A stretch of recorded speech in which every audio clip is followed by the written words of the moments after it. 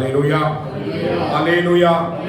நாம் மகிமைப்படுவதாக. அப்படி நம்முடைய தியானத்திற்காக எபிரேயர் 10ஆம் அதிகாரத்தை எடுத்துக்கொள்ளலாம். எபிரேயர் 10ஆம் அதிகாரத்தை எத்தனை பேர் வாசித்தீங்கன்னு தெரியல. சில பேர் வாசிக்கிற மாதிரி போட்டிருந்தீங்க. கர்த்தருடைய ஆசீர்வாதம். ஆமென்.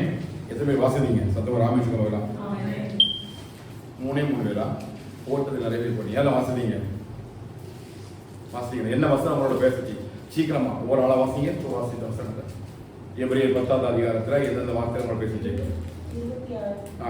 சத்தியத்தை அறியும் அறிவை அடைந்த பின்பு நாம் மனப்பூர்வமாய் பாவம் செய்கிறவர்களாய் இருந்தால் பாவங்களை நிமித்தம் செலுத்தத்தக்க வேறொரு பலி இல்லாமல் நியாயத்திற்கு வரும் என்று பயத்தோடு எதிர்பார்ப்பதும் விரோதிகளை பட்சிக்கும் போவாக்கினமே இருக்கும். ஹல்லேலூயா. வேற ஸ்ரீலங்கா என்ன வாசிங்க? இயேசுவினுடைய சரீரம் ஒரே தரம் மறைக்கப்பட்டதினாலே அந்த சித்தத்தின்படி நாம் வசனம். ஆமென். ஹல்லேலூயா. கர்த்தர் நல்லவர். வேற ரூபி வாசிங்க. அல்லாமலும் நம்முடைய நம்பிக்கை அறிக்கையிடுகிறதில் அசைவில்லாமல் உறுதியாய் இருக்கவும் வாக்குத்தத்தம் பண்ணினவர் உண்மையுள்ளவராய் இருக்கிறார். ஆமென். வாக்குத்தத்தம் பண்ணினவர் உண்மையுள்ளவராய் இருக்கிறார். வேற நீங்கள் தேவனுடைய சித்தத்தின்படி செய்து வாக்குத்தத்தம் பண்ணப்பட்டதை பெறும்படிக்கு பொறுமை உங்களுக்கு வேண்டியதாக இருக்கிறது. ஹல்லேலூயா. பொறுமை வேண்டியதாக இருக்கிறது. வேற ஜீவனுள்ள தேவனுடைய கைகளை விடுகிறது பயங்கரமாய் இருக்குமே. முதல் நாட்களை நினைத்துக் கொள்ளுங்கள். பிரகாசமாக்கப்பட்டிருந்த நாட்களில் உத்தரவாகிய இந்த போராட்டத்தை செய்கிறேன். ஹல்லேலூயா. ஒவ்வொரு ஆளுக்கும் ஒவ்வொரு வசனத்தை கொண்டு கதை பேசியிருக்கிறார். ஆமென். இந்த நாளிலும் இந்த எபிரேயர் 10ஆம் அதிகாரம் 26வது 27வது வசனத்தை நம்ம மறுபடியும் வாசிக்கலாம். சத்தியத்தை அறிகிற அறிவு என்கிற தலைப்பின் கீழே இன்றைக்கு நாம் தேவனுடைய வார்த்தையை நம்ம தியானிக்க போகிறோம். 10ஆம் அதிகாரம் 26 27வது வசனம். சத்தியத்தை அறியும் அறிவை அடைந்த பின்பு நாம் மனப்பூர்வமாய் பாவம் செய்கிறவர்களாய் இருந்தால் பாவங்களை நிமித்தம் செலுத்தத்தக்க வேறொரு பலி இனி இராமல் நியாயத்திற்கு வரும் என்று பயத்தோடு எதிர்பார்க்குதலும் விரோதிகளை பட்சிக்கும் கோபாக்கினையுமே இருக்கும். கோபாக்கினையுமே இருக்குமே. ஹல்லேலூயா. இங்க எபிரேயருக்கு அப்போஸ்தலனாகிய பவுல் எழுதும் பொழுது சத்தியத்தை அறிகிற ஒரு அறிவை குறித்து எழுதுகிறார். சத்தியத்தை அறிவீர்கள், சத்தியம் உங்களை விடுதலையாக்கும். சொல்லுங்க, சத்தியத்தை அறிவீர்கள். யார் இந்த சத்தியம்? எது சத்தியம்? சத்தியம் என்றால் என்ன? சத்தியத்தை அறிகிற அறிவு என்றால் என்ன? சத்தியம் என்றால் நம்ம எல்லாருக்கும் தெரியும். சத்தியத்தை அறிவீர்கள், சத்தியம் உங்களை விடுதலையாக்கும். நமக்கு தெரிந்த அருமையான வசனம். சத்தியம் என்றால் தேவனுடைய வார்த்தை என்பது நமக்கு தெரியும். சத்தியத்தை அறிகிற அறிவு அப்படின்னா என்ன? இந்த வசனத்தை வாசிக்கும் பொழுது சத்தியத்தை அறிகிற அறிவை அடைந்த பின்பு, எத்தனை பேர் சத்தியத்தை அறிகிற அறிவை அடைஞ்சிருக்கிறீங்க? நான் ஆமீன் சொல்ல சொன்னேன். கரைகளை உயர்த்தி கர்த்தர் பார்க்க. எத்தனை பேர் சத்தியத்தை அறிகிற அறிவை அடைந்திருக்கிறீர்கள்? ஹல்லேலூயா. அப்ப சத்தியத்தை அறிகிற அறிவை அடைந்திருக்கிற நிச்சயம் உங்களுக்கு இருந்தா இனி நீங்க என்ன செய்ய மாட்டீங்க? சொல்லுங்க, பாவம் செய்ய மாட்டீங்க. அழகான உபதேசத்தை எழுதுகிறார். சத்தியத்தை அறிகிற அறிவை அடைந்த பின்பும் நீங்கள் மனப்பூர்வமாய் பாவம் செய்வதாக இருந்தால் இனி செலுத்தப்படத்தக்க ஒரு பலி இல்லவே இல்லை. அப்ப பாவம் மன்னிக்கப்படுவதற்கு எது செலுத்தப்பட வேண்டும்? பலி செலுத்தப்பட வேண்டும். வேதம் சொல்றது இரத்தம் சிந்துதல் இல்லாமல் பாவ மன்னிப்பு இல்லை.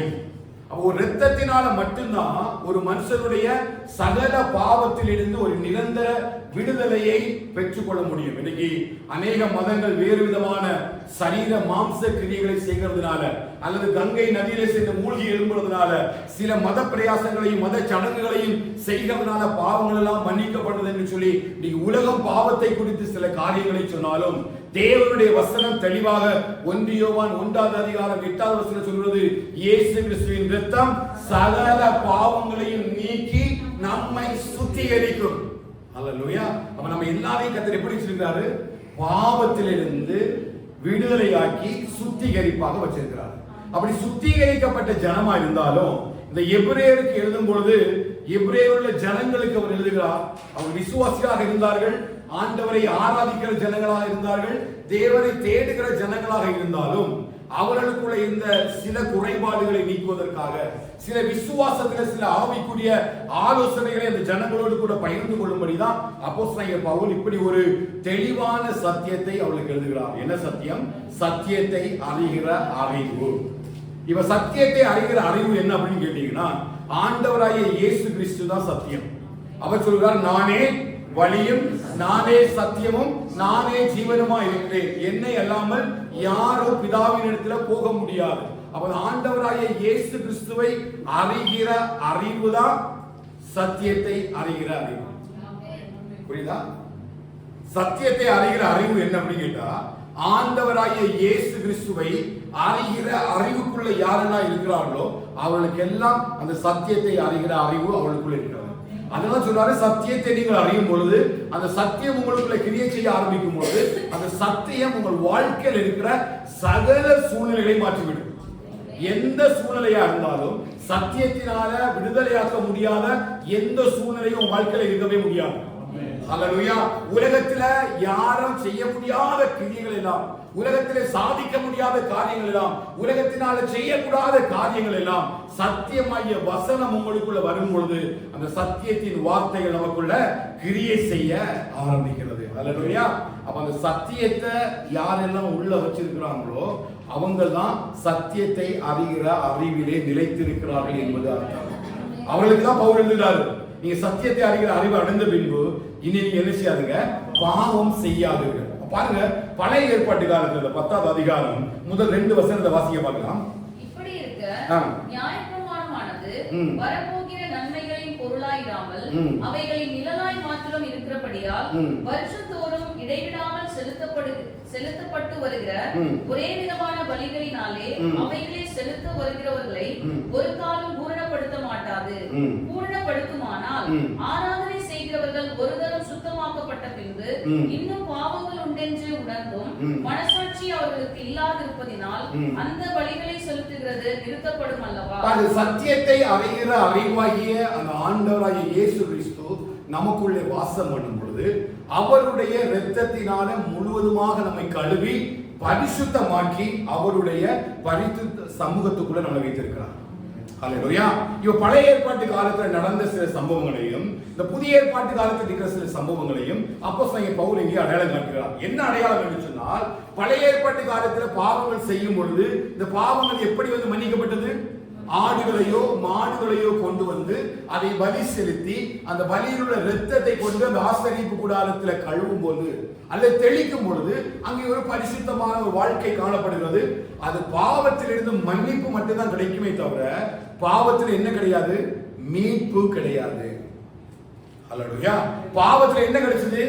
மன்னிப்பு கிடைச்சது. அதனால அவர் சொல்றாரு, ஒவ்வொரு நாளும் அந்த ஆராதனை செய்கிறவர்களுக்கு அந்த பாவத்தை உணர்த்துகிற அந்த மனசாட்சி பூரணமாக்கப்பட்டால் மறுபடியும் அவங்க திரும்ப வந்து அதே பாவத்துக்காக என்ன செய்ய மாட்டாங்க? பலி செலுத்த மாட்டாங்க. ஃபார் எக்ஸாம்பிள், இப்ப நான் ஒரு பாவ நிவாரண பலி ஒரு பாவம் செய்துட்டேன்னு வச்சிருங்க, ஒரு களவு செய்துட்டேன், கட்டளைகள் இருக்குது, களவு செய்யாதிருப்பாயாக. அப்ப நான் களவு செய்யும் பொழுது நான் மனசாட்சி குத்தப்பட்டவனாய் இப்ப நான் எதை செலுத்த வேண்டும்? பாவ நிவாரண பலி செலுத்த வேண்டும். நான் இன்றைக்கு பாவ நிவாரண பலியை கொண்டு வந்து நான் பிரதான ஆசாரியனிடத்தில் கொடுக்கும் பொழுது அதை வந்து செய்கிறான், தேவ சமூகத்துல அதை பிளஸ் பண்ணி அதனுடைய கழுத்தை அறுத்து இரத்தத்தை தெளித்து அதன் மூலமாய் நான் செய்த களவு என்ன செய்து மன்னிக்கப்படுகிறதே தவிர அந்த களவிலிருந்து எனக்கு என்ன கிடைக்கல? மீட்பு கிடைக்கல. மறுபடியும் 1 மாசம் கழிந்து நான் இதே பாவத்தை மறுபடியும் செய்வேன். அப்போ இந்த மன்னிப்பு என்ன செய்யவில்லை? பூரணப்படுத்தவில்லை. எனக்கு ஒரு மீட்பை கொண்டு வரவில்லை. இந்த நியாய பிரமாணத்தின் நிமித்தமா எனக்கு பாவம் என்ன செய்யுது? மன்னிக்கப்பட்டதை தவிர பாவத்தில் இருந்து ஒரு மீட்பு கிடைக்கவில்லை. இப்ப 10வது வசனம் வாசிங்க. 10வது அதிகாரம் 10வது வசனம். இயேசு கிறிஸ்துவின் சரீரம் ஒரே தரம் பலியிடப்பட்டதுனால சித்தத்தின்படி பரிசுத்தமாக்கப்பட்டிருக்கிறோம். 14வது வசனம். ஏனெனில் பரிசுத்தமாக்கப்படுகிறவர்களை ஒரே பலியினாலே இவர் என்றென்றைக்கும் பூரணப்படுத்தி பரிசுத்தமாக்கப்படுகிறோம் மாத்திரமல்ல, அந்த பரிசுத்தமாக்கப்பட்ட நம்மள ஒரே பலி நிமித்தமா பூரணமாக்கி கொண்டிருக்கிறார். அல்லேலூயா. நம்மள யாரு? பூரணமாக்கப்பட்டவர்கள். அப்படி பூரணமாக்கப்பட்ட ஒரு மனுஷனுக்குள்ளதான் சத்தியத்தை அறிகிற அறிவு இருக்குது. அல்லேலூயா. இப்ப களவிலிருந்து எனக்கு மீட்பு மாத்திரம் அல்ல, என் மாம்ச கிரியைகளிலிருந்து எனக்கு மன்னிப்பு மாத்திரம் கிடைக்கல, எதுவும் கிடைச்சிருக்கு? மீட்பும் கிடைச்சிருக்குது. இப்ப சத்தியத்தை அறிகிற அறிவு எனக்குள்ள வந்தாச்சு. இனி களவு செய்யக்கூடாது, இனி நான் பாவம் செய்யக்கூடாது. நான் சொல்ற புரியுதா? எதற்கு என்று சொன்னால் இதைதான் இந்த எபிரேயர் 10ஆம் அதிகாரம் முழுவதும் அப்போஸ்தலனாகிய பவுல் தெளிவான ஒரு சிந்தனைக்கு நேராக சபைக்கு வைக்கிறார். என்ன அப்படின்னா, பழைய ஏற்பாட்டு காலத்துல மன்னிப்பு இருந்தது, ஆனா என்ன கிடைக்கல? மீட்பு கிடைக்கல. ஆனால் நமக்கு இயேசு கிறிஸ்துவுடைய இரத்தத்தினால ஒரே முறை அவர் பலியிட்ட காரணத்தினால நமக்குள்ள என்ன வந்துருச்சுன்னா, பரிசுத்த மாத்திரமல்ல பூரணமாக்கப்படுதல் வந்தாச்சு. அல்லேலூயா.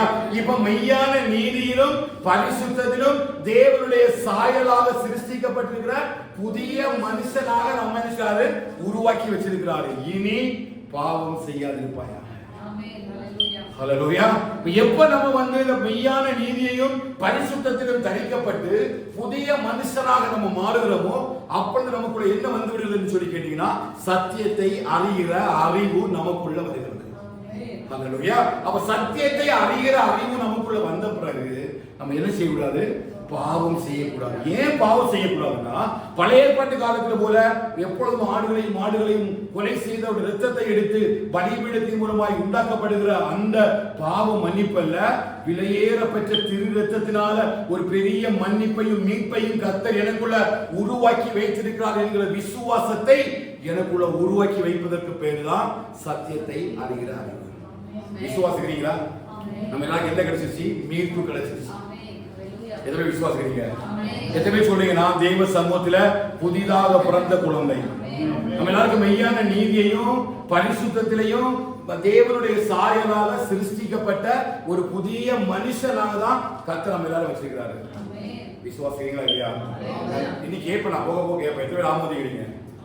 எத்தனை பேர் சொல்றீங்க நான் தெய்வ சமூகத்துல புதிதாக சாயலில் தரிசிக்கப்பட்ட குழந்தை? இல்லையா? நம்ம எப்படி இருக்கிறோம்? புது மனுஷனாக இருக்கிறோம். அப்ப புது மனுஷனாக்கப்பட்ட பிறகு நம்ம என்ன செய்யக்கூடாது? அது எப்படிப்பட்ட பாவம்? மனப்பூர்வமாய் செய்கிற பாவம். எனக்குள்ள முன்னாடி மாம்ச கிரிகள் இருந்தது, எனக்கு முன்னாடி உலகத்தோடு கூட இணைக்கப்பட்டிருந்து என்னுடைய மனசும் மாம்சமும் விரும்பின எல்லா காரியத்தையும் நாம் போய் செய்கிறது உண்டு. என் நண்பரோட கூட சேர்ந்து தீய காரியங்களை செய்வது உண்டு, கசப்பு உண்டு, போட்டி உண்டு, பொறாமை உண்டு, வஞ்சகம் உண்டு. எல்லா உலகத்தினுடைய கிரியைகளை நான் செய்து கொண்டிருந்தேன். நான் ஆலயத்துக்கு வருவது உண்டு, ஆலயத்தில் நான் மன்னிப்பு கேட்டு திரும்ப போயிடுவேன். அடுத்த வாரம் மறுபடியும் அந்த பாவத்தை செய்வேன், திரும்பவும் நான் வருவேன். மறுபடியும் அடுத்த வாரம் பாவம் செய்வேன், திரும்பவும் வருவேன். அப்படி ஒரு மீட்பை கர்த்தர் நமக்குள்ள உருவாக்கவில்லை. ஒரே தரம் ஒரு பலியிடப்பட்டதுனால கர்த்தர் நம்முடைய மாம்ச கிரிகள் எல்லாம் மாற்றிவிட்டு நமக்குள்ள ஆவியின் கனிகளை கர்த்தர் வச்சிருக்கிறார். சொல்லுங்க, புரிஞ்சவங்க ஆமென் சொல்லுங்க. அப்ப நமக்குள்ள என்ன வச்சிருக்காரு? ஆவியின் கனிகளை வைத்திருக்கிறார். அப்படி ஆவியின் கனிகளை உடையவர்கள், அப்படி ஆவிக்குரியவர்கள் என்று சொல்லி அழைக்கப்படுகிற நம்மை தான் இங்கே பவுல் அடையாளம் காட்டும் பொழுது நீங்கள் எல்லாம் சத்தியத்தை அறிகிற அறிவை அடைந்தவர்கள். நமக்கு என்ன இருக்குது? சத்தியத்தை அறிகிற அறிவு இருக்குதா இல்லையா? ஒவ்வொரு நாளும் சத்தியத்தை அறிகிற அறிவில் இருக்கிறீங்களா இல்லையா? வேத வசனத்தின்படி வாழ்வதற்கு அறிவை தந்திருக்கிறா இல்லையா? அவர் இரத்தத்தினால மீட்கப்பட்டிருக்கிறோம் என்ற அறிவை நமக்குள்ள வச்சிருக்கிறார். அப்படி நமக்குள் வைக்கப்பட்டிருக்கிற இந்த அறிவு என்னன்னா, அவருடைய இரத்தத்தினாலே நம்ம என்ன செய்கிறோம்? மீட்கப்பட்டிருக்கிறோம். அவன் இனி என்ன செய்யக்கூடாது? சத்தமா சொல்லுங்க, இனி என்ன செய்யக்கூடாது? அப்படி பாவம் செய்தா இனி என்ன கிடையாது? இனி நீங்க பாவம் செய்தா இனி ஒரு பலி இல்லை. இதை விசுவாசிக்கிறீங்க? எனக்கு தவறான உபதேசம் இருக்குது. என்ன உபதேசம்? நீங்க ஒரு முறை ரட்சிக்கப்பட்டா போதும், நீங்க செய்கிற பாவத்துக்கும் செய்ய போற பாவத்துக்கு எல்லாம் சேர்த்து அவர் பலியிடப்பட்டுட்டார் அப்படின்னு ஒரு தவறான உபதேசம் உலகத்தில் பரவி கொண்டே இருக்கிறது. அது உபதேசம் அல்ல. நான் ரட்சிக்கப்படும்படியாக, நான் தேவனோடு கூட இணைக்கப்படும்படியாக ஒரு ஒப்புரவாக்குதலை, பரலோகத்துக்கும் பூலோகத்துக்கும் இருந்த ஒரு ஒப்புரவாக்குதல், மனுஷனுடைய பாவத்தின் நிமித்தமாய் பரலோகத்தினுடைய தேவனுடைய முகம் நமக்கு இணைப்பட்டிருந்தது, மறைக்கப்பட்டிருந்தது. நம்முடைய அக்கிரமங்களே அதை காணக்கூடாதபடிக்கு மறைத்து வைக்கப்பட்டிருந்தன.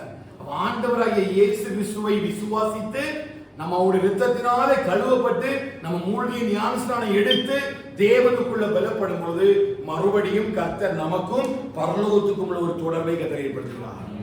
இதுதான் சத்தியத்தை அறிகிற அறிவு. இப்ப நாம் யாருக்குரியவர்கள்? பரலோக ராஜ்யத்துக்குரியவர்கள். நாம் பூமிக்குரியவர்கள் அல்ல, பரலோகத்துக்குரியவர்கள். அப்படி பரலோகத்துக்குரிய இருக்கக்கூடிய நமக்கு தான் ஒரு பெயர் என்ன அப்படின்னா சத்தியத்தை அறிகிற அறிவை உடையவர்கள். அப்ப இனி நம்ம பாவம் செய்தா இனி நமக்காக பலியிட வேண்டிய ஒரு பலி இல்லை. அப்ப நம்ம செய்யற எல்லா பாவத்துக்கும் என்ன கிடைக்கும்? செய்யற எல்லா பாவத்திலும் என்ன உண்டு? விசுவாசிக்கிறீங்களா? நான் ரட்சிக்கப்பட்டு ஞானஸ்நானம் எடுத்து சத்தியத்தை அறிகிற அறிவை அடைந்த பின்பு நான் செய்கிற எல்லா பாவத்துக்கும் என்ன உண்டா? அது 27 படிங்க. நியாய தீர்ப்பு வரும் என்று எதிர்பார்க்குதலும் கிடைக்குமா கிடைக்காதா? நான் சொல்லல, அப்போஸ்தலன் பவுல் எபிரேயருக்கு எழுதுறாரு. நீங்க இன்னி மனப்பூர்வமா நீங்க பாவம் செய்தீங்கன்னா உங்க வாழ்க்கையில செய்யப்படுற எல்லா பாவத்துக்கும் நிச்சயமா நம்ம எல்லாரும் நினைச்சிடும் நம் சரீரத்தில் செய்த நன்மைக்காவது தீமைக்காவது எல்லாரும் நியாயாசனத்துக்கு முன்பாக வெளிப்பட வேண்டும் என்று சொல்லி பவுல் எழுதுகிறார். அல்லேலூயா. அப்ப சத்தியத்தை அறிகிற அறிவை அடைஞ்சா நம்மளால என்ன செய்ய முடியாது? மாம்சத்தினுடைய கிரியைகள் நமக்குள்ள வெளிப்படவே முடியாது. முதலாவது அந்த சத்தியத்தை அறிகிற அறிவு நமக்குள்ள வரும் பொழுது உலகத்துக்கும் தேவனுக்கும் உள்ள வித்தியாசத்தை நம்ம தெளிவாக காண்பிக்க முடியும். எது அடையாளம் கேட்டீங்கன்னா தேவனுக்கும் உலகத்துக்கும் உள்ள வித்தியாசத்தை நம்மிலே ஜனங்கள் காண முடியும். அதுதான் சத்தியத்தை அறிகிற அறிவு. சத்தியத்தை அறிகிற அறிவை அடைந்த ஒரு தெய்வ பிள்ளையினால நிச்சயமாக உலகத்தோடு கூட அவனால இணைக்கப்படவே முடியாது. உலக ஜனங்களோடு கூட அவனால இணைக்கப்பட முடியாது. அதான் வேதம் சங்கீதம் 1 சங்கீதம் சொல்லுது, துன்மார்களுடைய ஆலோசனையில நடக்க மாட்டாங்க, பாவிகளுடைய வழியை நிற்க மாட்டாங்க, பரியாசக்காரர் உட்காரும் இடத்துல உட்காராமலும் கர்த்தருடைய வேதத்தில் இரவு பகலும் தியானமாய் இருக்கிற மனுஷன் பாக்கி. இவன் யாருன்னு கேட்டீங்கன்னா சத்தியத்தை அறிகிற அறிவை உடையவன். அவனால அமைதியா இருக்க முடியாது. இரவும் பகலும் அவன் எப்பொழுதெல்லாம் நேரம் கிடைக்கிறதோ, எப்பொழுதெல்லாம் அவனுக்கு நேரம் இருக்குதோ அப்பொழுதெல்லாம் தன்னுடைய வேத புஸ்தகத்தை கையில் எடுத்து அதை தியானிக்கிற ஒரு மனுஷனாய் அவன் மாறிவிடுகிறான். அல்லேலூயா. அவன் தேவன் அருளின வேதம் அவனுடைய இருதயத்தில் இருப்பதனால அவனுடைய வழிகளில் ஒன்றும் பிசகுவதில்லை. இருக்குதா?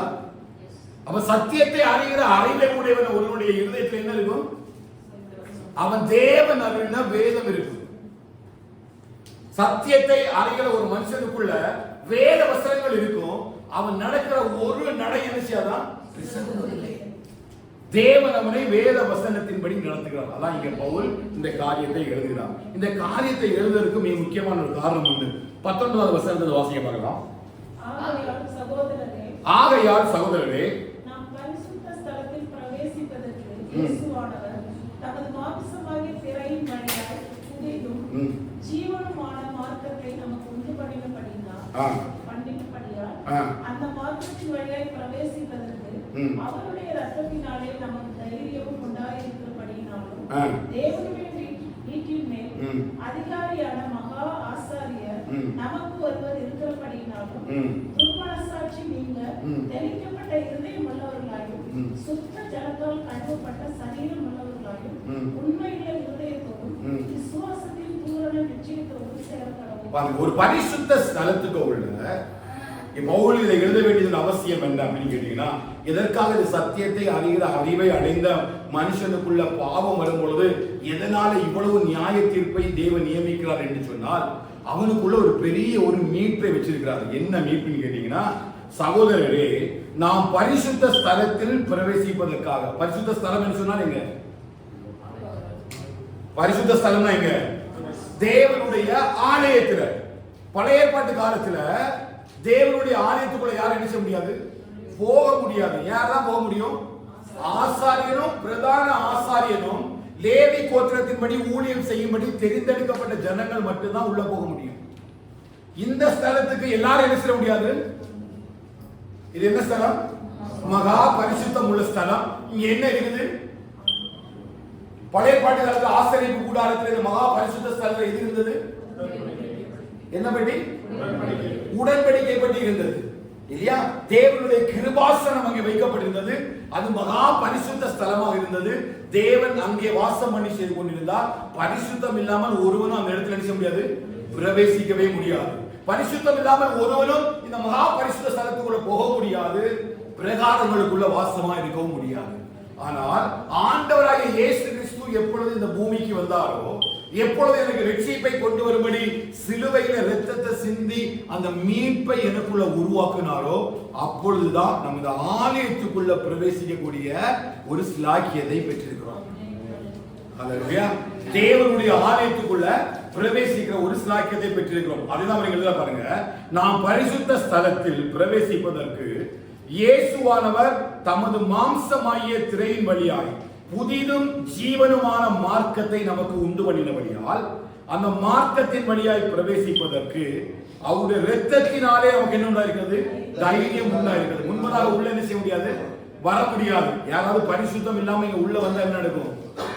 மறித்து போவார்கள். நம்ம எல்லாம் தெரியும். நான் தான் அபியூர் 2 பேர் வந்து தேவனுடைய மனுஷன் உள்ளே வந்து அந்நிய அக்கினியை கொண்டு வந்த பொழுது பரிசுத்த ஸ்தலத்திலிருந்து அக்கினி புறப்பட்டு வந்து அந்த ஜனங்களை கொன்று போட்டது என்று சொல்லி வாசிக்கிறோம். அப்ப இந்த பரிசுத்த ஸ்தலத்தில் பிரவேசிப்பதற்கு நமக்கு என்ன கிடைச்சது அப்படின்னா ஒரு தைரியம் கிடைச்சது. அந்த தைரியம் மாத்திரமல்ல, 21 வசனத்தை வாசித்தீங்கன்னா, தேவனுடைய வீட்டின் மேல் அதிகாரியான மகா ஆசாரியர் ஒருவர் நமக்கு இருக்கிறார். இந்த 3 விதமான ஆசீர்வாதங்களும் எதன் மூலமாய் வந்ததுன்னு கேட்டீங்கன்னா, இயேசு கிறிஸ்துவின் இரத்தத்தின் மூலமாய் கிடைக்கப்பட்டது.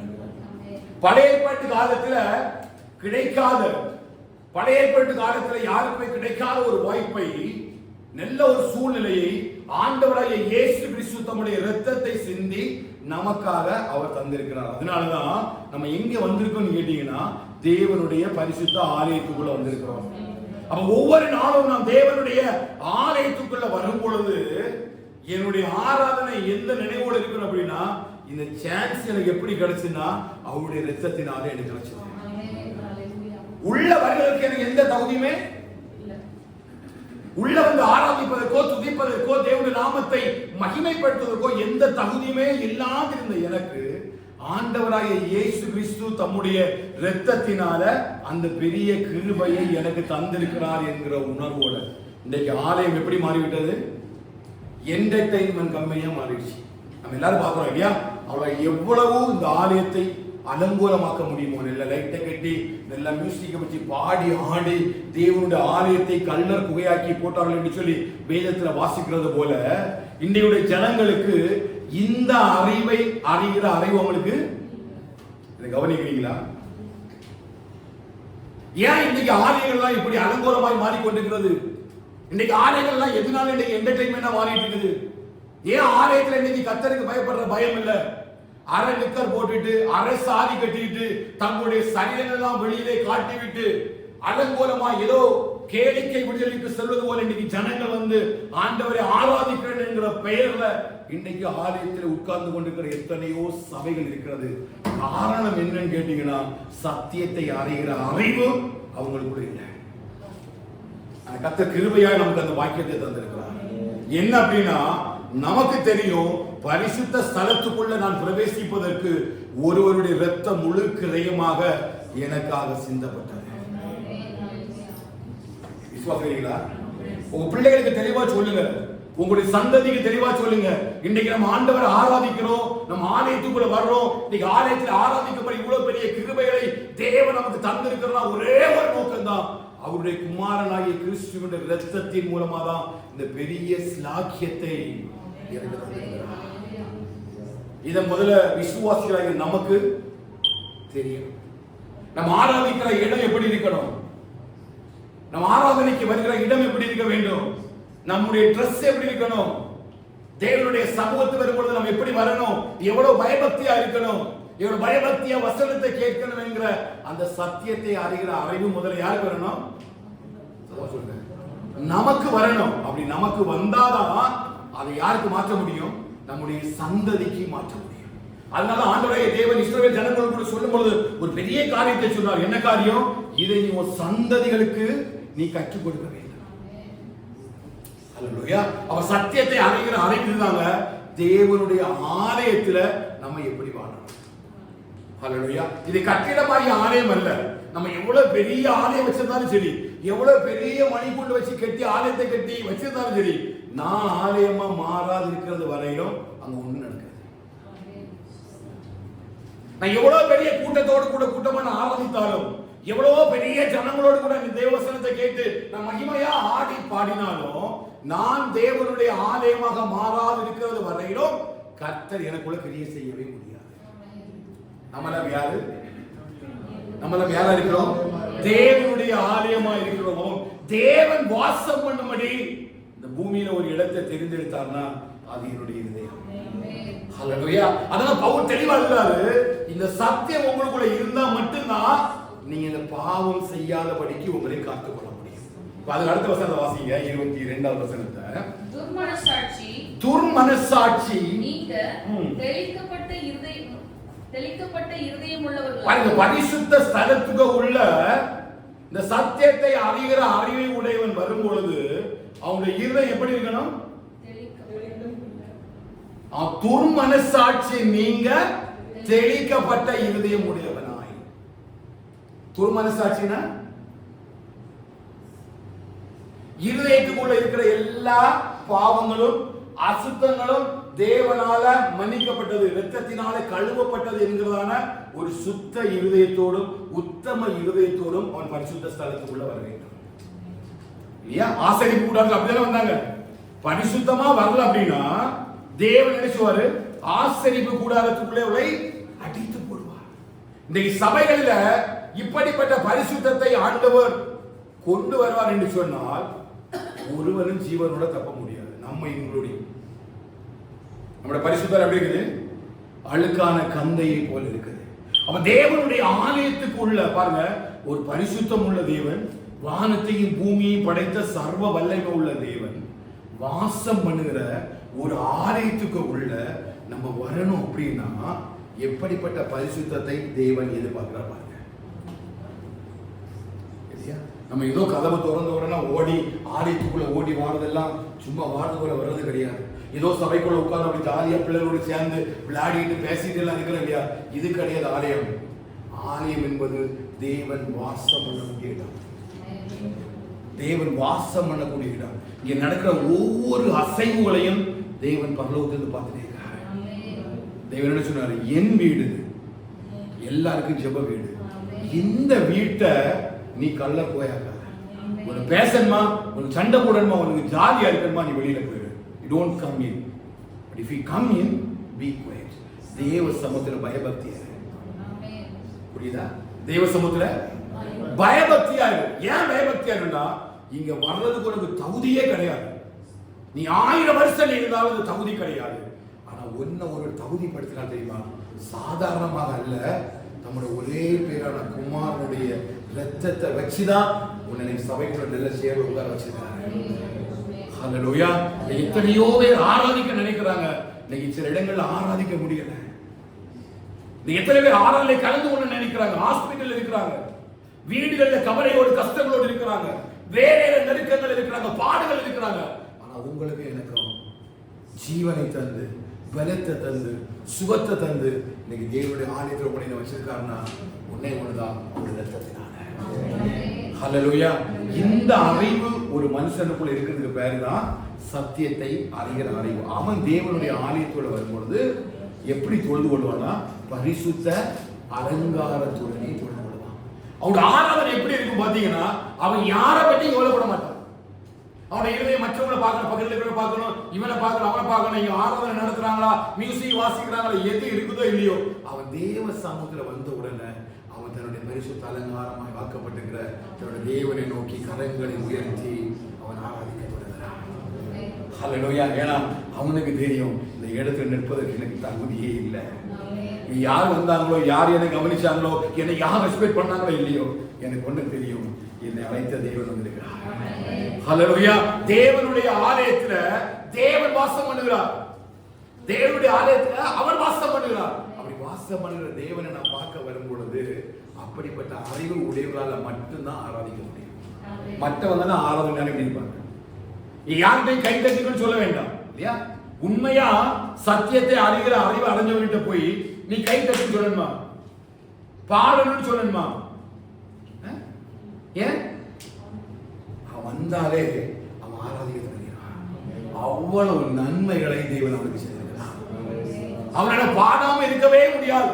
தாவீது சொல்றாரு, கர்த்தர் எனக்கு நன்மை செய்தபடியால் பாடுவேன். நீங்க ஆமென் சொல்ல யாரையும் சொல்ல வேண்டாம், நீங்க ஸ்தோத்திரம் சொல்ல யாரையும் சொல்ல வேண்டாம், நீங்க பாடுங்கன்னு யாரையும் சொல்ல வேண்டாம். ஒரு மனுஷன் சத்தியத்தை அறிகிற அறிவோடு கூட தேவனுடைய ஆலயத்துக்குள்ள வருவான் என்று சொன்னால் அவனால இந்த இடத்துல அமைதியா இருக்கவே முடியாது. ஆனால் 84 சங்கீத வாசிக்கிறேன் இல்லையா, உங்களுடைய வீட்டிலே வாசமாய் இருக்கிறவர்கள் பாக்கியவான்கள், அவர்கள் எப்பொழுதும் தேவனை துதித்துக் கொண்டே இருப்பார்கள். விசுவாசிக்கிறீங்க? என்ன பண்ணுவாங்க? இங்க வந்து ஆராதனைக்கிறவங்க பிரதர் கை தட்டுங்க, சிஸ்டர் கை தட்டுங்க, பாடுங்க, ஸ்தோத்திரம் சொல்லுங்க, அப்படி சொல்ல வேண்டிய அவசியம் கிடையாது. நீங்களா ஆராதிக்கணும். நீங்க உள்ள வந்த உடனே யாரையும் பார்க்க கூடாது. இதை நீங்க முழங்கால் பட்டுறீங்களோ, நீங்க உட்கார்ந்து இருக்கிறீங்களோ, உங்களுடைய இருதயம் தேவனை பார்க்க கடவுள். ஏன்னா உங்களுடைய வீட்டில வாசம் பண்ணும்படி கர்த்தர் தந்திருக்கிற நல்ல கிருபைக்காக. அல்லேலூயா. அது தாவினால சொல்ல முடியும், ஆண்டவரே உங்களுடைய வாசஸ்தலங்கள் எவ்வளவு அழகானவைகள். இந்த அழகை எல்லாராலும் நினைச்ச முடியாது, புரிஞ்சிக்க முடியாது. 14,000 பேர்களில் சிறந்த ஒரு தேவன் இங்கே வாசம் பண்ணுகிறார். லீலி புஷ்பம் போல் அவர் என்னை பார்க்கும்படிக்கு நான் இங்கே வருவதற்கு முன்பதாகவே என்னுடைய மகள் ஆராதிக்க வருவார் என்று சொல்லி தேவன் தம்முடைய மகிமையின் பிரசன்னத்தினால இந்த இடத்தை மூடிக்கொண்டிருக்கிறார். அல்லேலூயா. அதுதான் சத்தியத்தை அறிகிற அறிவை உடையவர். மற்றவங்க அப்படி கிடையாது, அமைதியா உட்கார்ந்து இருப்பாங்க, அவங்க ஒண்ணுமே பண்ண மாட்டாங்க, எனக்கு கடைசி வரை உட்கார்ந்து இருப்பாங்க. ஏன்னா அவங்களுக்கு ஒரு நாள் என்ன தேவைன்னா அட்டெண்டன்ஸ் தேவை. இந்த ஆத்மா வந்துட்டேங்கிற ஒரு அட்டெண்டன்ஸ் தேவை. அவங்க சும்மா வருவாங்க, கிழமை வீட்டுக்கு போன மாதிரி வருவாங்க, அவங்க பைக் அடிக்க மாட்டாங்க, ஒன்னும் அடிக்க மாட்டாங்க, உட்கார்ந்து இருப்பாங்க.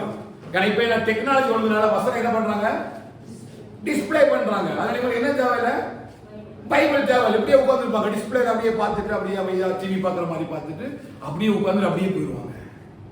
ஏன்னா தேவ ஆலயத்துல சத்தியத்தை அறிகிற அறிவை உடையவனால அப்படி அமைதியா இருக்கவே முடியாது. விசுவாசிக்கிறீங்களா? ஹல்லேலூயா. அவ சத்தியத்தை அறிகிற அறிவை உடையவன் ஆலயத்துக்கு வரும்போது பயத்தோடும் பக்தியோடும் வேத புஸ்தகத்தை எடுத்து வந்து நீ யார் இருந்தாலும் இல்லாம இருந்தாலும் அவன் தேவனுடைய சமூகத்தை உணர்வதற்கு தன்னை முழுமையாக ஏற்படுகிறான். ஏன்னா அவனுக்கு தெரியும் அவனை அழைத்த தேவன் உண்மை உள்ளவன். அப்போ தேவ சமூகத்தில் வரும்பொழுது நம்முடைய துர்மனசாட்சி முழுசுமாக என்ன பண்ணணுமா, நீக்கப்பட்டு தெளிக்கப்பட்டனா இயேசுவின் இரத்தத்தினால இந்த மனசாட்சி என்ன செய்தாச்சு, பரிசுத்தமாக்கப்பட்டாச்சு. இப்ப துர்மனசாட்சி இல்ல, துர்க்குணம் இல்ல. இப்ப என்னுடைய இருதயம் எப்படி இருக்கு, மனசாட்சி பரிசுத்தமாக்கப்பட்டாச்சுனால அப்ப பரிசுத்தத்தோடு கூட நான் தேவ சமூகத்தில் வந்து என்னுடைய இருதயம் தேவனை துதிப்பதாக. ஹல்லேலூயா. அடுத்த வாசிங்க. ஜலத்தால் கழுவப்பட்ட சரீரம் உள்ளவர்களாயும். பாருங்க, சுத்த ஜலத்தால் கழுவப்பட்ட சரீரம் அப்படின்னா என்னது, நல்ல லக்ஸ் சோப்பெல்லாம் போட்டு குளிச்சிட்டு அப்படியே வந்து உட்கார்ந்து இருக்கிறதா, மணக்க உட்கார்ந்து இருக்கிறதா இல்ல. ஒரு பலி செலுத்தப்படும் பொழுது பலி என்ன செய்யறது, கழுவப்படுகிறது. அப்ப தேவன் நம்மை முழுவதுமாக கழுவி இருக்கிறார் என்கிற உணர்வோடு கூட நம்ம தேவ சமூகம் இருக்கிறோம். தேவ சமூகத்தில் வரும்பொழுது என்ன செய்யணும், இப்படி உணர்வோடு வரணும். அதனால பிரசங்க எழுதும் பொழுது நீ தேவனுடைய ஆலயத்துக்கு போகும் பொழுது உன் நடைகளை ரெண்டு பேரும் சேர்ந்து அப்படி ஜாலியா கதை பேசிட்டு அப்படியே வீட்டு கதையெல்லாம் பேசிட்டு நினைச்ச கூடாது. தேவனுக்கு எதை என்னோட பேச போகிறார், என்ன வார்த்தை கொண்டு கத்தனோடு பேச போகிறார், எப்படிப்பட்ட வசனத்தை கூட விதைக்க போகிறார் என்கிற உணர்வோடு கூட ஒரு தேவ பிள்ளை இங்க வந்து இருக்கணும். இதெல்லாம் யாரு பாப்பான்னு கேட்டீங்கன்னா இங்க யாரும் பார்க்க மாட்டாங்க. யார் பாப்பா, பரலோகம் பார்க்கணும். இந்த சத்தியத்தை அறிகிற அறிவு இல்லையா, இது உலகத்துல மதிப்பிட முடியாது. நீ ஆராதனைக்கு வாரியா, நீ ஜெபிக்கிறியா, நீ வேதம் வாசிக்கிறியா, நீ பரிசுத்தமா வாழ்ற என்பதை உலகத்துல ஒருவர் உன்னை பார்த்து உனக்கு மதிப்பு தரவே முடியாது. ஆனால் தேவன் ஒவ்வொரு நாளும் உன்னையும் உன் குடும்பத்தையும் உன் பிள்ளைகளையும் எதிர்பார்க்கிறார். சத்தியத்தை அறிகிற அறிவோடு கூட நீயும் உன் குடும்பமும் தேவ சமூகம் வந்திருக்கிறீங்களா? அதனால யோசுவா பாருங்க, 6,00,000 பேரும் சேர்ந்து விக்கிரங்கள் எல்லாம் ஆராதிக்கிறதையும் ஜோசுவா தன்னுடைய மனைவியும் பிள்ளைகளை விடவே இல்லை. என்ன சொன்னா, யார வேணாலும் போங்க, பிள்ளைகள் சொல்லுமா, நம்ம ஆராதிக்கிறனால பிள்ளைகள் ஆராதிக்கிறது இல்லை, நம்ம ஜெபிக்கிறனால பிள்ளைகள் கூட வைக்கிறதே கிடையாது, அவளை லிபரலா விட்டுட்டோம், நம்ம மட்டும் ஆராதிக்கிறோம். ஆனா யோசுவா சொல்றாரு பாருங்க, எல்லா சூழ்நிலையும் யோசுவாவுடைய பிள்ளைகளை போல நல்ல வாலிப பிள்ளைகள்லாம் அந்த தேசத்துல இருந்தாங்க, அவங்க எல்லா விதமான காரியங்கள் இருந்தது. ஆனா யோசுவாவை தைரியமா சொல்ல முடியும், என் பிள்ளைகளும் சரி, என் மனைவியும் சரி, நானும் சரி, வேற யாரையும் ஆராதிக்க மாட்டோம், தருவோம் என்றால் சொல்ல முடியுமா? இதுதான் ஆண்டவரை சத்தியத்தை அறிகிற அறிவு, கழுவப்பட்டவர்களாக, குடும்பமாக கழுவப்பட்டவர்களாக கர்த்தர் என்ன செய்கிறார்? அழைக்கிறார். அடுத்த வாசிங்க. உண்மையுள்ள இதயத்தோடும் பாருங்க, இந்த இதயம் அப்ப ஆலயத்துக்குள்ள எப்படி இருக்கணும்? இருக்குதா? இருதயங்க தான் இருக்கும், ஆனா ஆளு வேற எங்க இருக்கு? ஆளு எங்க இருக்கும், இருதயம் வேற எங்க இருக்கும்? ஆண்டவர் ஆராதிப்பதற்கு இங்க வரும் பொழுது உண்மை உள்ள இருதயத்தோடு இருக்கிறவருடைய ஆராதனையை பார்த்தா தெரியும், அவன் பாடுறதை பார்த்தா தெரியும், அவன் ஆராதிக்கிறத பார்த்தா தெரியும். அவன் ஒருவரை பற்றி கவலைப்படாம அவன் தேவனோடு கூட பேசிக்கொண்டே இருப்பான். ஹல்லேலூயா. அவனுடைய இருதயம் தேவனோடு கூட பேசிக்கொண்டே இருக்கும். அவனுடைய இருதயம் தேவனோடு கூட இணைக்கப்பட்டிருக்கும். அவன் உண்மை உள்ள இருதயத்தை எதிர்பார்க்கிறான். அதனாலதான் அவரை தொழுது கொள்கிறவர்கள் ஆவியோடும்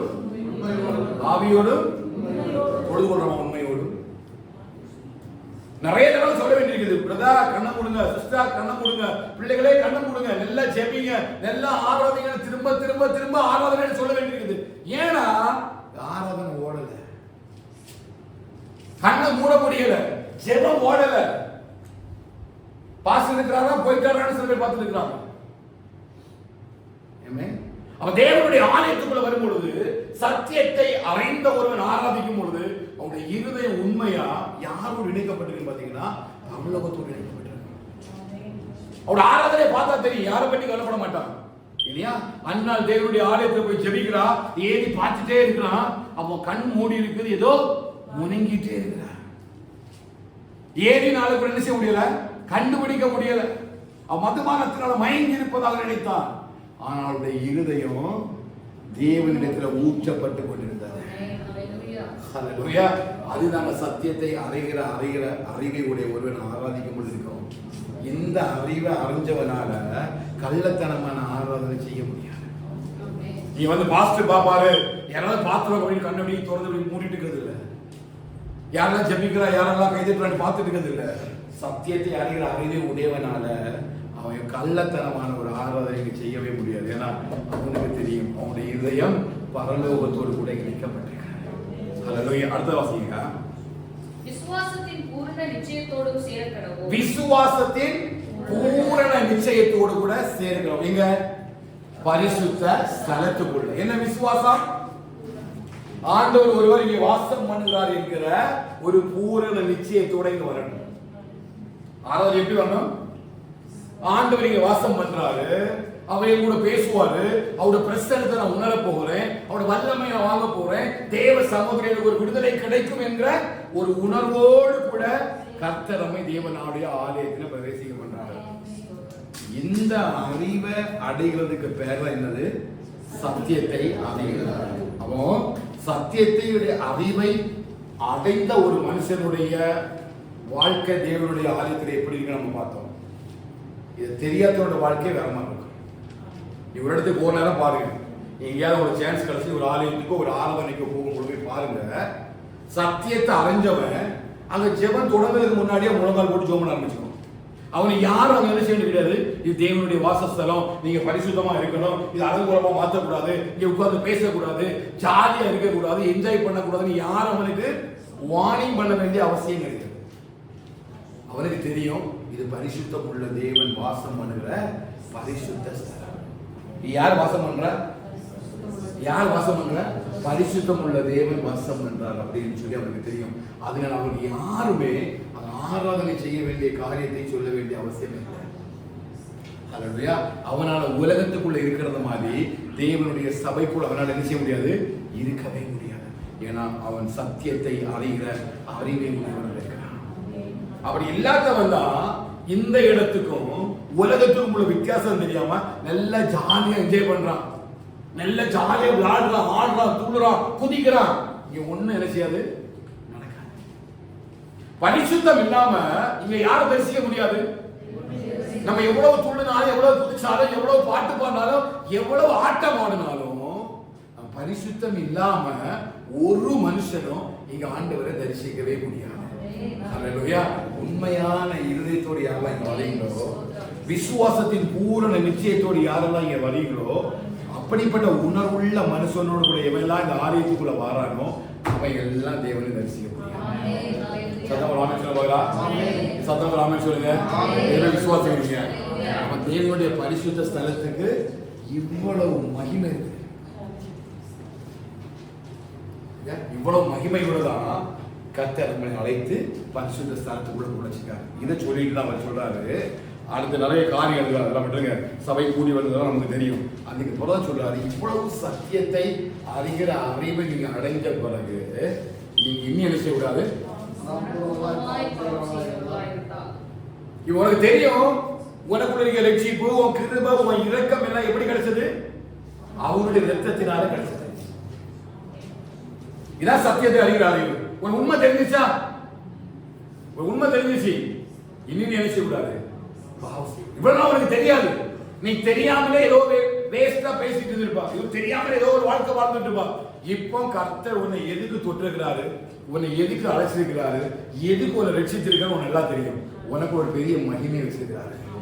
இது என்ன சொன்னது போல மண்பாண்டத்துக்குள்ள என்ன செய்யறாரு? பொக்கிஷம். நம்ம என்ன செய்யறாரு?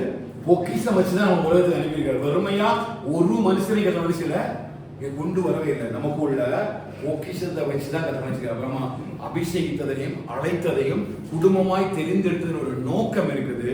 அந்த நோக்கத்துக்காக ஓட நம்ம பிரயாசப்படணும். அது எப்போ உடைஞ்சு போகுதுன்னு கேட்டீங்கன்னா, இந்த சத்தியத்தை அறிகிற அறிவை இல்லாம வாழும் பொழுது இது எல்லாம் உடைக்கப்படுது. ஹல்லேலூயா. அது எப்படி நம்ம வாழ்க்கையில மாறுது பாருங்க. 29வது வசனம் வாசிப்போம். தேவனுடைய குமாரனை காலின் கீழ் மிதித்து தன்னை பரிசுத்தம் செய்த உடன்படிக்கையின் ரத்தத்தை அசுத்தம் என்றெண்ணி கிருபையின் ஆவியை குடிக்கிறவர். பாருங்க, இப்ப எவன் எல்லாம் இந்த சத்தியத்தை அறிகிற அறிவை அடைஞ்ச பிறகும் பரிசுத்த ஸ்தலமாகிய ஆலயத்துக்குள்ள எவையெல்லாம் இந்த ஆண்டோர காலின் கீழ் மிதிக்கிறான். எப்படி செய்யலாம்? அவன் மனப்பூர்வமா நம்ம பாவம் செய்யற நம்ம என்ன பண்றோம்?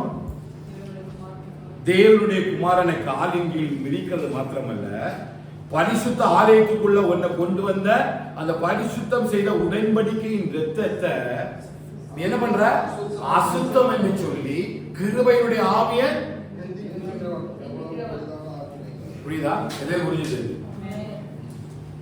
தேவனை விட்டு நம்ம வழி விலகி போகும்பொழுது பாருங்க, இந்த சத்தியத்தை அறிவை அடைந்த பிறகும் தேவனுடைய பிரகாரங்களில ஆராதனையில நம்முடைய சரீரமாய் ஆலயம் எப்படி இருக்கும் என்று சொல்லி ஆவிக்குரிய ஆராதனை ஆராதித்துக் கொண்டிருக்கிற நம்ம இவன் மனப்பூர்வமா பாவத்தை உணர்வற்றவர்களாக நம்ம பாவம் செய்யும் பொழுது இந்த பாவம் எப்படி பிரதிபலிக்கணும் பாத்தீங்கன்னா, மறுபடியும் நம்ம யார பண்றோம்னா தேவனுடைய குமாரனை காலின்களை மிதிச்சு நம்மளோட ஒரு ரத்த பரிசுத்த மனுஷன் எதுக்கு?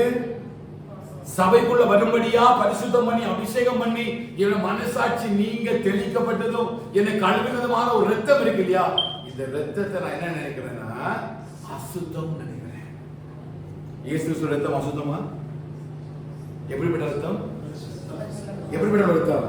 பரிசுத்தம் உள்ள ரத்தம். அப்போ நான் பாவம் செய்யும் பொழுது, சத்தியத்தை அறிவை அடைஞ்சிட்டு பாவம் செய்யும் பொழுது அது எப்படி மாறுறது? என்னுடைய வாழ்க்கை அவருடைய ரத்தத்தை அசுத்தம் என்று சொல்லி கிருபையை நான் விட்டு விலகி போவேன்.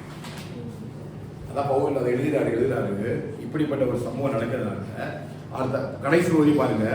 அப்படி நிந்திக்கிறவன் எவ்வளவு கொடிதான ஆக்கினைக்கு பாத்திரனா இருப்பான்.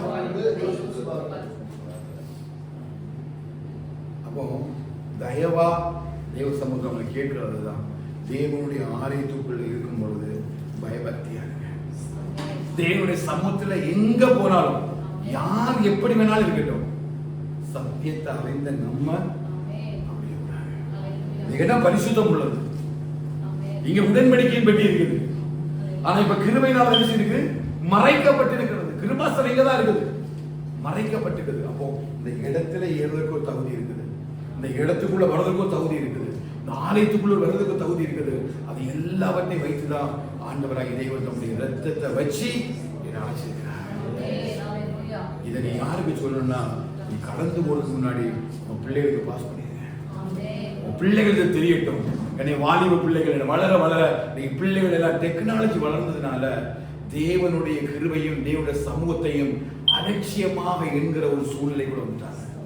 எப்படி இருந்துட்டாங்க? நான் இப்ப மாடர்ன் வேர்ல்ட்ல இருக்கிறோம், நாங்க 2K கிட்ஸ், நீங்க 90s கிட்ஸ் என்று சொல்லி இன்னைக்கு சபைக்குள்ளேயும் 90s 2K என்கிற அளவிற்கு ஒரு பெரிய மாய உலகத்தை இன்னைக்கு வஞ்சிக்கிற ஆவிகள் எளிதாக இன்றைக்கு தேவனுடைய ஆலயத்துக்குள்ள கொண்டு வந்துட்டாங்க. ஆனா சத்தியத்தை அறிகிற அறிவை உடையவனால மட்டும்தான் இந்த ஆவிகளை பகுத்தறிய முடியும். ஹல்லேலூயா. வானம் பூமி ஒளிந்து போனாலும் ஒரு வார்த்தையும் மாறாது. பரிசுத்தம் இல்லாம ஒருவனும் இந்த ஸ்தலத்தில் இருக்க முடியாது. இது ஒரு நாள் மாறாது. நீ எவ்வளவு வேணாலும் படிங்க, எவ்வளவு வேணாலும் போடுங்க, நீ தேவனுடைய ஆலயத்துல பரிசுத்தம் இல்லாம, நீ தேவனுடைய ஆலயமா மாறாம இருந்தா ஒரு நாளும் தேவனிடத்துல ஒரு ஆசீர்வாதத்தை நீ பெற்றுக்கொள்ள முடியாது. உலகத்துடைய ஆசீர்வாதம் கிடைக்கலாம், நல்ல வேலை இருக்கலாம், நல்ல சம்பளம் இருக்கலாம், நல்ல செல்வாக்கு வச்சிருக்கலாம், ஆவிக்குரிய ஒரு ஆசீர்வாதத்தையும் நீ பெற்றுக்கொள்ளவே முடியாது. நியாய தீர்ப்பின் நாளில் நீ உலகத்தில் வச்ச அத்தனை ஆசீர்வாதங்களும் அக்கினிக்கு இரையாகும். நீ பரலோகத்தில் சேர்க்கிற பொக்கிஷம் தான் உன்னை பரலோக ராஜ்யத்துக்குள்ள கொண்டு போகும். விசுவாசிக்கிறீங்க? ஹல்லேலூயா. அப்ப ஆவிக்குரிய ஆசீர்வாதத்தை நீங்க சுதந்திரிக்கணும் அப்படின்னா, ஆவிக்குரியதான் அந்த ஆசீர்வாதத்தை நீ பெற்றுக்கொள்ளணும் அப்படின்னா, நீ அந்த சத்தியத்தை அறிகிற அறிவுக்கு உள்ள இருக்கணும். ஆண்டவருக்கு வெளியே போயிடாத. அப்படி ஆண்டவருக்கு வெளியே போனா என்ன நடக்குது தெரியுமா? இப்ப 1 பேதுரு நேரா வாங்குவோம். 1 பேதுருல அழகா ஒரு காரியம் சொல்றாரு. 2 பேதுரு 2ஆம் அதிகாரம் 20-21 வசனம் வாசிங்க. எல்லாரும் வச்சிருங்க. 2 பேதுரு 2ஆம் அதிகாரம் 20-21 வாசிக்க பார்க்கலாம். தெளிவா வாசிக்கணும். இது எல்லாரும் கேட்கணும். ஆவியானவர் திரும்ப சபைக்கு சொல்றதுனால தெளிவா நான் உங்களுக்கு பேசிட்டு இருக்கிறேன். கர்த்தரும் இயேசு கிறிஸ்துவை அறிகிற அறிவினால், அப்படின்னா சத்தியத்தை அறிகிற அறிவினால் உலகத்தின் அசுத்தங்களுக்கு தப்பினவர்கள், அப்படின்னா ரட்சிக்கப்பட்டவர்கள், ஞானஸ்நானம் எடுத்தவர்கள், பரிசுத்த ஆவியை பெற்றுக் கொண்டவர்கள், அபிஷேகம் பெற்றுக் கொண்டவர்கள் இல்லையா? நம்மளுக்கு அதை வச்சிருக்காரு. இயேசு கிறிஸ்துவை அறிகிற அறிவினால் வச்சிருக்காரு. அந்த சத்தியத்தை நம்ம தெளிவா தந்திருக்கிறாரு. நம்ம வேத வாசிக்கணும், ஜெபிக்கணும், ஆராதிக்கணும், எல்லா காரியத்திலையும் தெளிவான ஒரு அறிவை கர்த்தர் நமக்குள்ள வச்சிருக்காரு. அப்படி அறிகிற அறிவினாலே உலகத்தினுடைய அசுத்தங்களுக்கு தப்புறவங்க இல்லையா? நம்ம என்ன பண்ணுவோம்? ரட்சிக்கப்பட்ட நேரங்கள்ல, அபிஷேகம் பண்ணப்பட்ட நேரங்கள்ல எவ்வளவு பரிசுத்தமா நம்ம வாழ்வோம் இல்லையா? ஒரு தீமையான காரியங்களுக்கும் நம்ம போகவே மாட்டோம். முன்னாடி எல்லாம் இந்த டிவியே ஒண்ணு இருக்காது, டிவி பார்க்கறதுக்கே விட மாட்டாங்க, டிவி ஒன்றே இருக்காது. ஆனா இன்னைக்கு சகலமும் எங்க வந்துட்டு வீட்டுக்கு உள்ள வந்துருச்சு. நான் வாழ்க்கை நாட்கள் நாங்க வெண்டிகாஸ் பேக்ரவுண்ட்னால டிவி பக்கமே விட மாட்டாங்க. ஏதாவது திங்ஸ் வாங்குறது கடை விட்டாங்கன்னா அப்படியே ஓடி போய் ஏதாவது பக்கத்து வீட்டுல போய் எத்தி பார்த்துட்டு என்ன நடக்கலாம். அவெல்லாம் சன் டிவி எல்லாம் வந்திருந்து அப்படியெல்லாம் வளர்க்கப்பட்ட நாங்க இப்ப வீட்டுக்கு உள்ளே இறைச்சி. அப்ப உலகத்தினுடைய அசுத்தங்களுக்கு, கர்த்தருக்கு பிரியமில்லாத காரியங்களுக்கு எல்லாத்தையும் ஜெயித்தவர்கள் மறுபடியும் அவைகளில் சிக்கிக்கொண்டு ஜெயிக்கப்பட்டார். எவைகளில் ஜெயிக்கப்பட்டார்? மறுபடியும் சிக்கிக்கொண்டு உலகத்தினுடைய காரியங்களுக்கு ஜெயிக்கப்பட்டார். ஒவ்வொரு நாளும் சத்தியத்தை அறிகிற அறிவு உனக்குள்ள இருக்கிறது வரையிலும் தான் நீ இந்த உலகத்தை ஜெயிக்க முடியும். இந்த சத்தியம் உனக்குள்ள இருக்கிறது வரையிலும் தான் உலகத்தை நீ ஜெயிக்க முடியும். எப்போ இந்த சத்திய வசனம் உன் இருதயத்தை விட்டு போயிடுதோ, நீ தேவனை விட்டு தூரம் போயிட்டான்னு அர்த்தம். நீ நல்லா ஜெபித்து, நல்லா வேத வாசித்து, ரட்சிக்கப்பட்டு, ஞானஸ்நானம் எடுத்து, அபிஷேகம் பண்ணப்பட்டு, கர்த்தருக்கு பிரியமா வாழ்ந்த ஒன்ன இவன் பிசாசு ஈஸியா கேட்ச் பண்ணிட்டான். கேட்ச் பண்ணி மறுபடியும் என்ன வச்சுட்டானா? உலகத்துக்குள்ள ஜெயிக்க வச்சுட்டான். ஆசைகளை காட்டுறான், இச்சைகளை காட்டுறான். கூட இருக்கிற சில பேரோட ஆசை வார்த்தைகளுக்குள்ள வருது, சில இச்சைகளுக்குள்ள தூண்டப்படுறதுனால நீ கொஞ்சம் கொஞ்சமா என்ன பண்றனா? தேவனை விட்டு விலக ஆரம்பிக்கிற. உன்னால இப்ப ஜெபிக்க முடியல, உன்னால இப்ப வேத வாசிக்க கொஞ்சம் கொஞ்சமா டைம் குறையுது, ஜெபிக்கிறது கொஞ்சம் முடியல, வேத வாசிக்க கொஞ்சம் டைம் வருது, ஆலயத்துக்கு ஏதோ வாரத்துக்கு ஒருக்கா போனா போதுங்கிற உணர்வுக்குள்ள வர கொஞ்சம் கொஞ்சமா நீ எங்க போற? உலகத்துக்குள்ள போற. நீ உலகத்துக்கு உள்ள நீ மறுபடியும் போயிட்டானா வாசிங்க அடுத்த பாருங்க. அவர்களுடைய பின்னிலைமை, அதாவது மறுபடியும் உலகத்துல நீ ஜெயிக்கப்பட்டதுக்கு உள்ள அந்த நிலைமை உன் முன்னிலைமையை காட்டிலும் கேடு உள்ளதா மாறும். இதை யார் செய்வா? பிசாசு செய்வான். உன்னை பார்த்துட்டே இருப்பான். ஒரு தேடி தேடி பார்த்துருப்பேன் எங்க சிக்கு அப்படின்னு ஆண்டவர் இதுக்கு ஒரு ஊமையும் சொன்னார். லூக்கா 11வது அதிகாரத்தில் என்ன வாங்க அங்க ஒரு ஊமை அழகா சொல்லப்படுது பாருங்க. லூக்கா 11வது அதிகாரம் 26வது வசனத்தை வாசிங்க. லூக்கா 11:26. திரும்பி போய் மேல வாசிங்கக்கா 11வது. அதில் வரும்போது அதுக்கு மேல 26. அசுத்த ஆவி ஒரு மனுஷனை விட்டு பாருங்க, அசுத்த ஆவி ஒரு மனுஷனை விட்டு புறப்பட்டு வறண்ட இடங்களில் அலைந்து இளைப்பாறுதல் தேடும் கண்டடைய இப்போ வாழ்ந்த இருக்கிற உலக ஆசை எல்லாம் என்ன செய்து ஒண்ணு விட்டு போயாச்சு. இப்ப யார் உள்ள வந்துட்டா? ஆண்டவருடைய வார்த்தை சத்தியத்தை அறிகிற அறிவு உங்களுக்குள்ள வந்தாச்சு. இவங்க எல்லாரும் ஆவிக்குரிய வாழ்க்கை வாழ்ந்துட்டே இருக்கிறார். இப்போ வாழ்ந்தது ஒரு ஆவி புறப்பட்டு போச்சு இல்லையா? இந்த ஆவி என்ன செய்யும்? வனாந்திரத்துல போய் தேடுது. யார்கிட்டயாவது போலாமான்னு சொல்லி தேடுது. கடைசி என்ன நினைக்கலாம், நம்ம ஒரு இடத்துல இருந்து வந்தோம் இல்லையா, மறுபடியும் அங்க போவோம்னு மறுபடியும் இங்கே வருது. இங்க வரும்பொழுது எப்படி இருக்குதா? வீடு ஜோடிக்கப்பட்டதா இருக்கலாம். அவன் கூட வரும்பொழுது தனிமையா வரையில கூட 10 பேரை கூட்டிட்டு வந்து உள்ள வச்சு குடும்பம் நடந்துட்டு. நிறைய பேரோட வாழ்க்கை அப்படிதான். ரட்சிக்கப்பட்ட நாட்கள்ல ஜெபம், ஆராதனை, அபிஷேகம் நிறைந்த நாட்கள் எல்லாம் நல்லா ஆண்டவருக்குள்ள நல்லாமா இருக்கிறாங்க. ஆனா நாட்கள் போக போக போக சத்தியம் என்கிற வார்த்தை கொஞ்சம் வேத வாசிப்பு கொஞ்சம் குறையும், கொஞ்சம் போர் அடிக்கும், கொஞ்சம் ஜெபிப்பதற்கு ஒரு போர் அடிக்கும். ஒரு நார்மல் கிறிஸ்தவனா மாறி விடுறான். ஆராதனை கொஞ்சம் மெதுவா வரா, கொஞ்சம் கொஞ்சமா ஒதுங்க என்ன வருதுன்னா வெற்றிடம் வருது. அவனுடைய பின்னிலைமை முன்னிலைமை காட்டிடும் கேடுள்ளதாக இருக்கும். அதான் பேதுரு விளக்கம் கொடுக்கிறாரு. அப்ப எப்படின்னா இந்த ஆவி தேடி பிடிச்சி நம்மள்ட்ட வந்து எப்பா ஒரு நாள் அறிஞ்சிட்டு இருந்தேன், எங்கேயுமே இடையில இங்க இவ்வளவு பெரிய வீடு இருக்குது என்று சொல்லி அதுக்கு உள்ளாடி இருக்குது. அப்பதான் அவருடைய நிலைமை எப்படி மாற ஆரம்பிக்குது? கேடுள்ள நிலைமையாய் மாற ஆரம்பிக்குது. இப்ப 2 பேர் 2:21 வாசிங்க. அவர்கள் நீதியின் மார்க்கத்தை அறிந்த பின்பு அவர்கள் நீதியின் மார்க்கத்தை அறிந்த பின்பு தங்களுக்கு ஒப்புவிக்கப்பட்ட பரிசுத்த கற்பனையை விட்டு விலகுவதை பார்க்கிறோம். அவங்க அந்த நீதியின் மார்க்கத்தை பரிசுத்த கற்பனை விட்டு விலகுவதை பார்க்கிறோம். அதை அறியாதிருந்தார்களானால் அவர்களுக்கு நலமாய் இருக்கும். பாருங்க நியாயத்தீர்ப்பு எப்படி போகுதுன்னு பாருங்க. ஒருக்கா நீ ஆண்டவரை அறிஞ்சிட்டு மறுபடியும் நீ அங்க போய் சிக்கி கொண்டானா பெட்டர். நீ அறியாம இருந்தா கூட உனக்கு தண்டனை எப்படி இருக்கும்? ஆனா இப்போ தண்டனை எப்படி இருக்குது? பயங்கரமா. ஹல்லேலூயா. நான் இன்று கர்த்தர் இருதயம் வச்சிருக்கிறார். மறுபடியும் கர்த்தர் என்ன உருவாக்க விரும்புகிறார் அப்படின்னா சத்தியத்தை அறிகிற அறிவுக்குள்ள நம்மளை உருவாக்க விரும்புகிறார். ஹல்லேலூயா. மிகவும் தாழ்மையா சொல்றேன், ஒருவரும் சத்தியத்தை விட்டு விலகிறாங்க. யாரையும் பிரியப்படுத்துவதற்காக நீங்க சத்தியத்தை விட்டு விலகிறாங்க. ஹல்லேலூயா.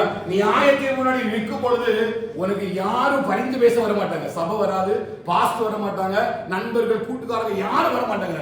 நீ ஃபேஸ் டு ஃபேஸ் நீ நியாயத்திற்கு முன்னாடி நிற்கணும். ஃபேஸ் டு ஃபேஸ் நிற்கணும். கணவனை தெரியாது, மனைவி தெரியாது, பிள்ளைகளை தெரியாது, நான் தனியா ஃபேஸ் டு ஃபேஸ் நிற்கணும். அந்த நியாயத்திற்கு முன்னாடி நிற்கும் பொழுது சத்தியத்தால மட்டும்தான் நான் நியாயம் தீர்க்கப்படுவேன். சத்தியத்தால மட்டும்தான் எனக்கு ஒரு நீதி கிடைக்கும். அப்படி அவர் என்னை நியாயம் தீர்க்கும் பொழுது இப்படிப்பட்ட பின்வாங்குகிறதான தன்மையை, மறுதலித்து போகிற தன்மையை அவர் எனக்குள்ள காண்பார் என்று சொன்னால் என்னுடைய வாழ்க்கை அதை அறியாமல் இருந்தாலே நலமாய் இருக்கும். பாருங்க, சத்தியத்தை அறிகிற அறிவு எவ்வளவு முக்கியம் பாருங்க. அது அறிகிற அறிவு மட்டும் முக்கியம் கிடையாது, அதில் நிலைத்திருப்பது முக்கியம். நிறைய பேர் வசனத்தை கேட்கிறோம், teacher is coming, understanding coming, teacher is going, understanding going சொல்ல மாதிரி ஆலயத்து வரும்பொழுது எல்லாமே இருக்குது, நல்லா கை தட்டுறாங்க, நல்லா பாடுறாங்க, வசனம் எல்லாம் தெளிவா புரியுது. வாசலை விட்டு வெளியில போயிட்டாங்கன்னா வேற மாதிரி அண்டர்ஸ்டாண்டிங் உள்ள போயிடுறாங்க. ஹல்லேலூயா. அப்படிப்பட்ட வாழ்க்கையை நான் எதிர்பார்க்கிறேன். மாயமானமான வாழ்க்கை அல்ல. நீ சத்தியத்தை அறிகிற அறிவு அடைந்தது மாத்திரமல்ல, முடிவு பரியந்தம் நிலைநிற்கிறவனே, சத்தமா சொல்லுங்க, முடிவு பரியந்தம் நிலைநிற்கிறவனே சத்தியத்தை அறிகிற அறிவுக்கு உள்ள நிக்கிறது ட்ரை பண்ணுங்க. அதெல்லாம் பேர் எழுதுறாரு. பெட்டர் நீ அறியாம இருந்தா கூட பிரச்சனை கிடையாது. என்ன கர்த்தர் நினைச்சிருக்காரு, தெரிந்தெடுத்திருக்காரு. இந்த சத்தியத்தை அறிகிற அறிவு எல்லாரும் நினைச்சிருக்காரு கிடைக்காது. தீத்து 1:3 வாசிங்க வேகமா. தீத்து 1:3 வாசிங்க. பொய்யுரையாத தேவன் ஆதிகாலம் முதல் நித்திய ஜீவனை குறித்து வாக்குத்தத்தம் பண்ணி அதை குறித்த நம்பிக்கையை பற்றி தேவ பக்திக்கு ஏதுவான சத்தியத்தை அறிகிற அறிவும், சத்தியத்தை அறிகிற அறிவும் விசுவாசமும் தேவனால் தெரிந்து கொள்ளப்பட்டவர்களுக்கு உண்டாகும். சத்தமா ராமே சொல்லுங்க. இந்த சத்தியத்தை அறிகிற அறிவு விசுவாசம் யாருக்கு தான் உண்டாகும்? நம்ம எல்லாம் யாரு? சத்தமா சொல்லுங்க. விசுவாசிக்கிறீங்களா? சத்தியத்தை அறிய தந்திருக்கிறாரா? அது நிலைத்திருக்க கிருபை தராரா? நம்ம எல்லாம் யாரு? தேவனால் தெரிந்து கொள்ளப்பட்டவர்கள். அப்ப இந்த அவரை அறிகிற அறிவு யாருக்கு மட்டும் தான் இருக்கும்? விசுவாசிக்கிறீங்களா? நம்ம எல்லாம் கிட்ட தெரிஞ்சு வச்சுக்கிறோம். ஹல்லேலூயா. பரம தரிசன குடும்பத்துல யாரும் கிடைக்கல, எனக்கு மட்டும்தான் கிடைச்சிருக்கு. ஏன்னா அவர் என் மேல நோக்கமா இருக்கிறாரு. யாருக்கு இல்லாத ஒரு பெரிய வாக்கியம் என் குடும்பத்துல யாருக்குமே இல்லாத ஒரு பெரிய மகிமை என்னன்னா சத்தியத்தை அறிகிற அறிவை நமக்கு தந்திருக்காரு. இந்த தேசத்துல எத்தனை பேர் இருக்கிறாங்க, எத்தனை பேர் இருக்கிறாங்க சத்தியத்துல ஓடுறவங்க நிறைய பேர் இருக்கிறாங்க. ஹல்லேலூயா. எனக்கு முதல்ல இந்த சத்தியத்தை பற்றி தெளிவான ஒரு ஐடியா எல்லாம் கிடைக்காது. நான் ஊழியத்தை ஆரம்பிக்கும் போது ஆண்டு தான் கேட்டேன், நான் போய் ஊழியெல்லாம் பண்ண முடியாது, இங்க புறஜாதிகளாக போய் நான் தேட முடியாது. எப்படி இந்த இடத்துல தேசத்துல நிலைநிற்க போகும்பொழுதுதான் ஆண்டவர் எனக்கு வந்து ஒரு யாக்கோபு 5:19 எனக்கு காண்பித்து தந்தார். யாக்கோபு 5:19 வாசிக்க பார்க்கலாம். சகோதரரே, உங்களில் ஒருவன் சத்தியத்தை விட்டு விலகி மோசம் போகும்பொழுது மற்றொருவன் திருப்பினால் ஒரு ஆத்துமாவை மரணத்திலிருந்து ரட்சித்து ஆமென் சொல்லுங்க. மறுபடியும் சத்தியத்திலிருந்து ஒருத்தனை விலகின ஒருத்தனை, ஆனா சத்தியத்தின்படி நடக்காத ஒருத்தனை நம்ம சத்தியத்துக்குள்ள நடத்தும் பொழுது எப்படி ஒரு மனுஷனுக்குள்ள ரட்சிப்பு வருதோ அப்படியே அந்த ரட்சிப்பை கர்த்தர் வைக்கிறாங்க. இதற்காக தான் கர்த்தர் நம்ம அழைத்திருக்கிறாங்க. இன்னைக்கு நிறைய பேர் ஆண்டவர் தெரிஞ்சவங்க நிறைய பேர் இருக்கிறாங்க, ஆனா எதுக்குள்ள இல்லைன்னு கேட்டீங்கன்னா சத்தியத்தை அறிகிற அறிவுக்குள்ள இல்லை. அப்ப நம்ம என்ன பண்ணணும்னா அவங்களெல்லாம் சத்தியத்தை அறிகிற அறிவுக்குள்ள கொண்டு வருவதே ஒரு ஆத்மாவை மரணத்திலிருந்து ரட்சிப்பதற்கு சமம். அவர் ரட்சிக்கப்பட்டவன் எல்லாரும் எங்க போயிட முடியாது, பரலோகத்துக்கு போயிட முடியாது. சத்தியத்தை அறிந்த எல்லாரும் அங்க போயிட முடியாது. யாரெல்லாம் தேவனால் தெரிந்து கொள்ளப்பட்டவர்களாய் அந்த சத்தியத்துக்குள்ள நிலைச்சு நிற்கிறாங்களோ அவங்களுக்கு மட்டும்தான் அந்த ஆசீர்வாதத்தை தேவன் தருகிறார். தைரியமா சுவிசேஷத்தை சொல்லுங்க. இப்ப சொல்ல வேண்டிய நம்ம யாருக்குன்னா தேவன் அறிஞ்சவர்களுக்கு தான். நிறைய பேர் சத்தியத்தை விட்டு விலகி இருக்கிறாங்க. சத்தியத்தின்படி வாழ முடியாம, சத்தியம் என்னன்னு தெரியாம, உலகத்துக்கும் சத்திய வசனத்துக்கும் உள்ள வித்தியாசம் தெரியாம எத்தனையோ ஜனங்கள் வாழ்ந்து கொண்டிருக்கிறாங்க. அப்படிப்பட்ட ஜனங்களை நீங்க சத்தியத்துக்கு நேராக அழைத்து வரும் பொழுது ஒரு பாவியை ரட்சிக்கிறதுக்கு சமானமான ஒரு பெரிய ஒரு ஆசீர்வாதத்தை கர்த்தர் நமக்கு வைக்கிறார். அதில் விசுவாசிக்கிறீங்களா? நான் சொல்ல எனக்கு ஆண்டு காட்டி தந்தவர் தான் கொஞ்சம் சந்தோஷமாச்சு. பரவாயில்ல ஆண்டவரே, அட்லீஸ்ட் கொஞ்சம் பேரையாவது இந்த சத்தியத்துக்கு நேராக வழிநடத்தி விட கர்த்தர் தேசத்தில் நமக்கு கிருபை பாராட்டுவாராங்க. ஆத்மாவை ரட்சிப்பது முக்கியம். அதோட ரொம்ப முக்கியம் என்ன அப்படின்னா சத்தியத்தை தெரிஞ்சவன். ஏன்னா அவன் விலகுவதை பார்க்கிறோம், அது தெரியாம இருக்கிறது ரொம்ப நல்லது. ஏன்னா அவனுடைய தண்டனை அவ்வளவு பெருசா இருக்கும். அப்ப அவனை நம்ம மரணத்திலிருந்து என்ன செய்ய முடியும், கொண்டு வந்துட முடியும். அல்லேலூயா. ஒரு பெரிய ஒரு ஊழியத்தை கர்த்தர் நமக்கு தந்திருக்கிறாரு. என்னன்னா சத்தியத்தை அறிகிற அறிவுக்குள்ள அநேக பேரை நம்ம கொண்டு வர போறோம். மரணத்தில் நம்ம ரட்சித்து செய்ய போறோம், எடுக்க போறோம். ஏன்னா அவரால் தெரிந்து கொள்ளப்பட்ட நிறைய பேர் இருக்கிறாங்க, இந்த தேசத்தை சுற்றிலும் இருக்கிறாங்க. அவங்க எல்லாம் மறுபடியும் சத்தியத்துக்குள்ள கொண்டு வரும்படியான கிருபையை கர்த்தர் நமக்குள்ள வைப்பாங்க. தீத்து 1ஆவது அதிகாரம் மறுபடியும் 13வது வசனத்திலிருந்து 16வது வசனம் வாசிக்க சீக்கிரம் முடிச்சுறேன். இந்த சாட்சி உண்மையாய் இருக்கிறது. இது முகாந்தரமாக அவர்கள் யூதருடைய கட்டுக்கதைகளுக்கும் சத்தியத்தை விட்டு விலகுகிற மனுஷருடைய கற்பனைகளுக்கும் செவிகொடாமல் பாருங்க என்ன பண்றாரு பாருங்க. அவர்கள் யூதர்களுடைய கட்டுக்கதைகளுக்கும் சத்தியத்தை விட்டு மனுஷருடைய கற்பனைகள் என்ன பண்ணிடுது, சத்தியத்தை விட்டு விலக பண்ணி ஒரு காரியம் என்ன இவங்களுக்கு தோன்றதெல்லாம் ரெவல்யூஷனா பேசுகிறாங்க. அப்ப கட்டுக்கதைகள், மத சடங்குகள், மத பிரச்சாரங்கள் இதெல்லாம் முக்கியமா எப்படி கிரியை செய்யுதுன்னா நம்மளை எங்க விலக்கிறோம், சத்தியத்தை விட்டு விலக்கிறோம். அழகா தெளிவா சொல்ல பாருங்க. யூதருடைய கட்டுக்கதைகள், யூதருடைய கட்டுக்கதைகள் என்ன அப்படின்னா நியாயப்பிரமாணத்தின்படி நீங்க நடக்கணும், நீங்க விருத்த சேதனை பண்ணப்படணும், நீங்க முதலாவது யூதனா மாறணும், அதுக்கப்புறம் தான் கிறிஸ்தவனா மாற முடியும் என்று சொல்லி வேதம் அப்போஸ்தலர் டீச் பண்ணும்போது அவங்களுக்கு சொன்னாங்க. 2 விதமான ஜனங்கள், ஒன்று யூதர்கள், ஒன்று கிரேக்கர்கள். கிரேக்கர்கள் விசுவாசத்தினால் ரட்சிக்கப்பட்டார்கள். இந்த யூதர்கள் என்ன சொன்னாங்க, நீங்க வந்து விருத்த சேதனை பண்ணப்படணும், நீங்க யூதனா மாறணும், நியாயப்பிரமாணத்தை கடைபிடிக்கணும், அப்புறம் தான் நீங்க யாரா மாற முடியும், கிறிஸ்துவை பின்பற்றுவதாய் மாற முடியும் என்கிற உபதேசம். அதாவது சொல்றாரு அந்த யூதருடைய கட்டுக்கதைகளுக்கும் மனுஷனுடைய கற்பனைகளுக்கும். அப்படின்னா மனுஷன் வந்து சில கற்பனைகள்லாம் வச்சிருக்கிறான், நம்ம எப்படி நடக்கணும், என்ன பண்ணணும், என்ன செய்யணும்னு சொல்லிட்டு அவனுக்கு ஒரு டினாமினேஷன், அவனுக்கு ஒரு ஆலோசனை சொல்ல நடக்கிறான். இது எல்லாம் நம்மளை எங்க விலக பண்ணுது, சத்தியத்தை விட்டு விலக பண்ணுங்க. அப்படிப்பட்டதை விட்டு விலகி 14 வருஷம் பாருங்க, விசுவாசத்திலே உள்ளவர்களாய் இருக்கும்படி நீ அவர்களை கண்டிப்பாய் கடிந்து கொள். கண்டிப்பா என்ன செய்யணும்? கடிந்து கொள். கேட்பாங்களா? ஓடி போயிடுவாங்க. சத்தியத்துல நடக்காதுங்க, சத்தியத்தை விட்டு விலகாதுங்க, சத்தியத்துல நடங்க அப்படின்னு தீத்து அப்போஸ்தலன் பவுல் தீத்து எழுதுறாரு. நீ என்ன சொல்லணும்? கண்டிப்பா கடிந்து கொள் அப்படின்னு சொல்லிட்டு அவர் சொல்றாரு. கண்டிப்பா நம்ம சத்தியத்துல நடக்க கடிந்து கொள்ளும் பொழுது என்ன நடக்கும்? இது கடினமான உபதேசம். என்ன இவ்வளவு பரிசுத்தமாக நடக்க முடியும்? இதெல்லாம் எங்களுக்கு புதுசா இருக்குதுன்னு ஓடி போயிடுறாங்க. நம்ம சத்தியத்தை விதைச்சிடணும். நம்ம சத்தியத்தை சொல்லுறதுனால நம்ம எப்படி மாறிடும்? சத்தியமா மாறிடும். கவலை இல்லை, ஒரு பிரச்சனை இல்லை. ஆனா அந்த ஆத்துமாவை மரணத்திலிருந்து ரட்சிப்பதற்கு நம்ம விதைச்சிருக்கிறோம். ஒரு நாள் கர்த்தர் விளைய செய்வார். பவுல் தெளிவா சொல்றாருன்னா, நீ கண்டிப்பா என்ன செய்யல? கடிந்து கொள். கடிந்து கொள்ளாம விடாது. கடிந்து கொள்ளாம விடாது. நம்ம எங்க போறோம், என்ன வசனம் கேட்கிறோம், என்ன காரியத்துக்குள்ள நம்ம நடக்கிறோம் என்ற ஒரு பெரிய தெளிவு கண்டிப்பா வேணும். அல்லேலூயா. அதனாலே நான் அநேகரால புகைக்கப்பட்டேன். பாஸ்டர்களை ஃபாலோ பண்றாரு, நாங்க இங்க போறோம்னு சொல்றாரு, நாங்க வெளியில மட்டும் தான் சர்ச்சைக்கு வருவோம், மற்ற நாள் எப்படினாலும் வாழுவோம், எப்படி வேணுமாலும் போவோம் அப்படின்னா அப்படி வாழ முடியாது. நம்ம என்ன பண்ணோம்? ஆடுகள் வந்து மேய்ப்பன் இல்லாத மந்தையை போல இருந்தோம். இப்ப நம்மளுக்கு கண்காணியான இடத்திலும் மேய்ப்பன் இடத்திலும் வச்சிருக்கிறார். இப்ப மேய்ப்பனுக்கு தெரியணும் ஆடு எங்க மேயுது, எப்படிப்பட்ட உணவு எடுக்குது, அதுக்கு ஜீரணமாகுமா ஜீரணமாகாதா, அது எப்படி கடைசியா வந்து சேருமா, தொழுவத்துல கொண்டு கட்டுவதற்காக தான் கர்த்தர் யாரை வச்சிருக்காரு? மேய்ப்பனை வச்சிருக்காரு. ஹல்லேலூயா. அவரை கண்ட்ரோல் பண்ணக்கூடாது, நீங்க எப்படி பண்ணக்கூடாது, அப்படி பண்ணக்கூடாது. ஏன் அப்படின்னா சில கட்டுக்கதைகளும் சில மனுஷருடைய கற்பனைகளும் உன்னை சத்தியத்தை விட்டு விலக பண்ணும் பொழுது நீ சத்தியத்தை விட்டு விலகி மரணத்துக்குள்ள போயிடுவா. கர்த்தரை திரும்ப எழுப்பணும்னா மெய்ப்பனை அனுப்பி அவன் எழுப்ப முடியும். ஹல்லேலூயா. அதனாலதான் கண்டிப்பா கடிந்து கொள் அப்படின்னு பவுல் சபைக்கு சொல்றாரு. தீமோத்தேயுக்கு எழுதும்போது சொல்றாரு, எல்லாருக்கும் முன்பதாக என்ன செய்யும்? கடிந்து கொள். எல்லாருக்கும் பயம் உண்டாகும்படி கடிந்து கொள். கேட்கிறவன் கேட்கட்டும், கேட்காதவன் கேட்காம போட்டும். அல்லேலூயா. இன்னைக்கு ஒருவன் அப்படி ஊழியம் செய்ய முடியாது.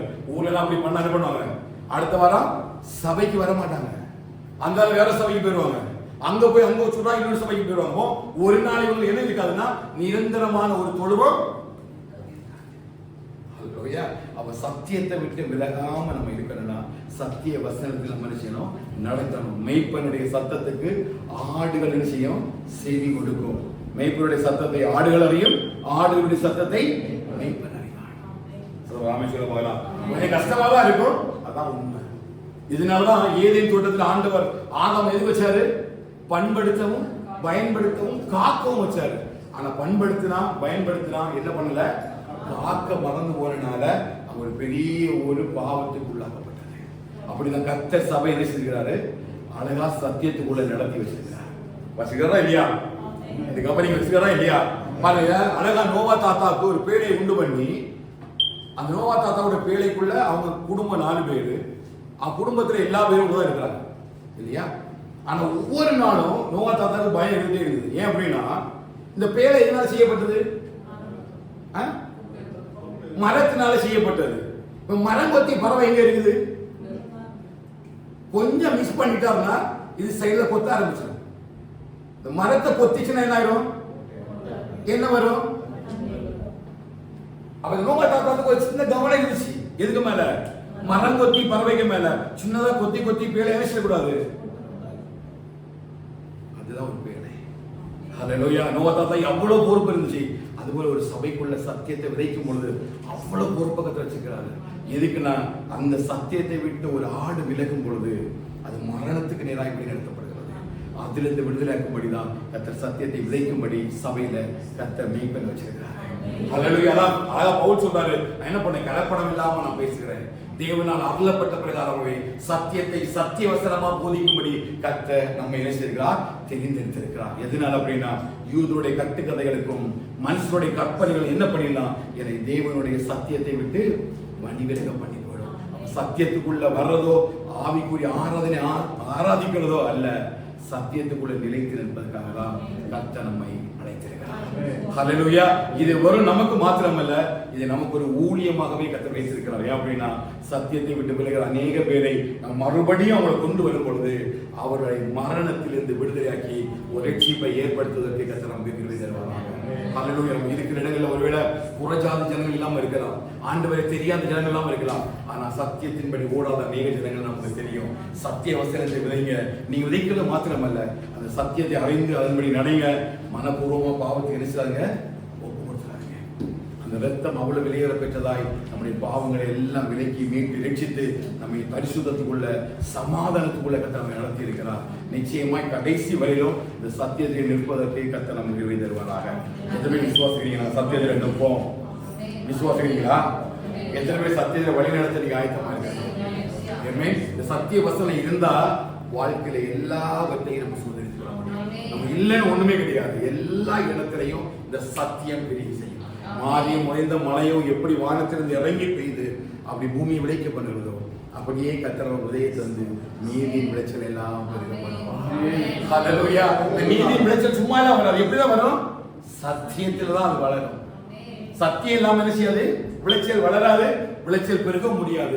எங்க சத்தியத்தை நம்ம விதைக்கிறோமோ அங்கதான் நீதியின் விளைச்சலை நம்ம அறுக்க முடியும்.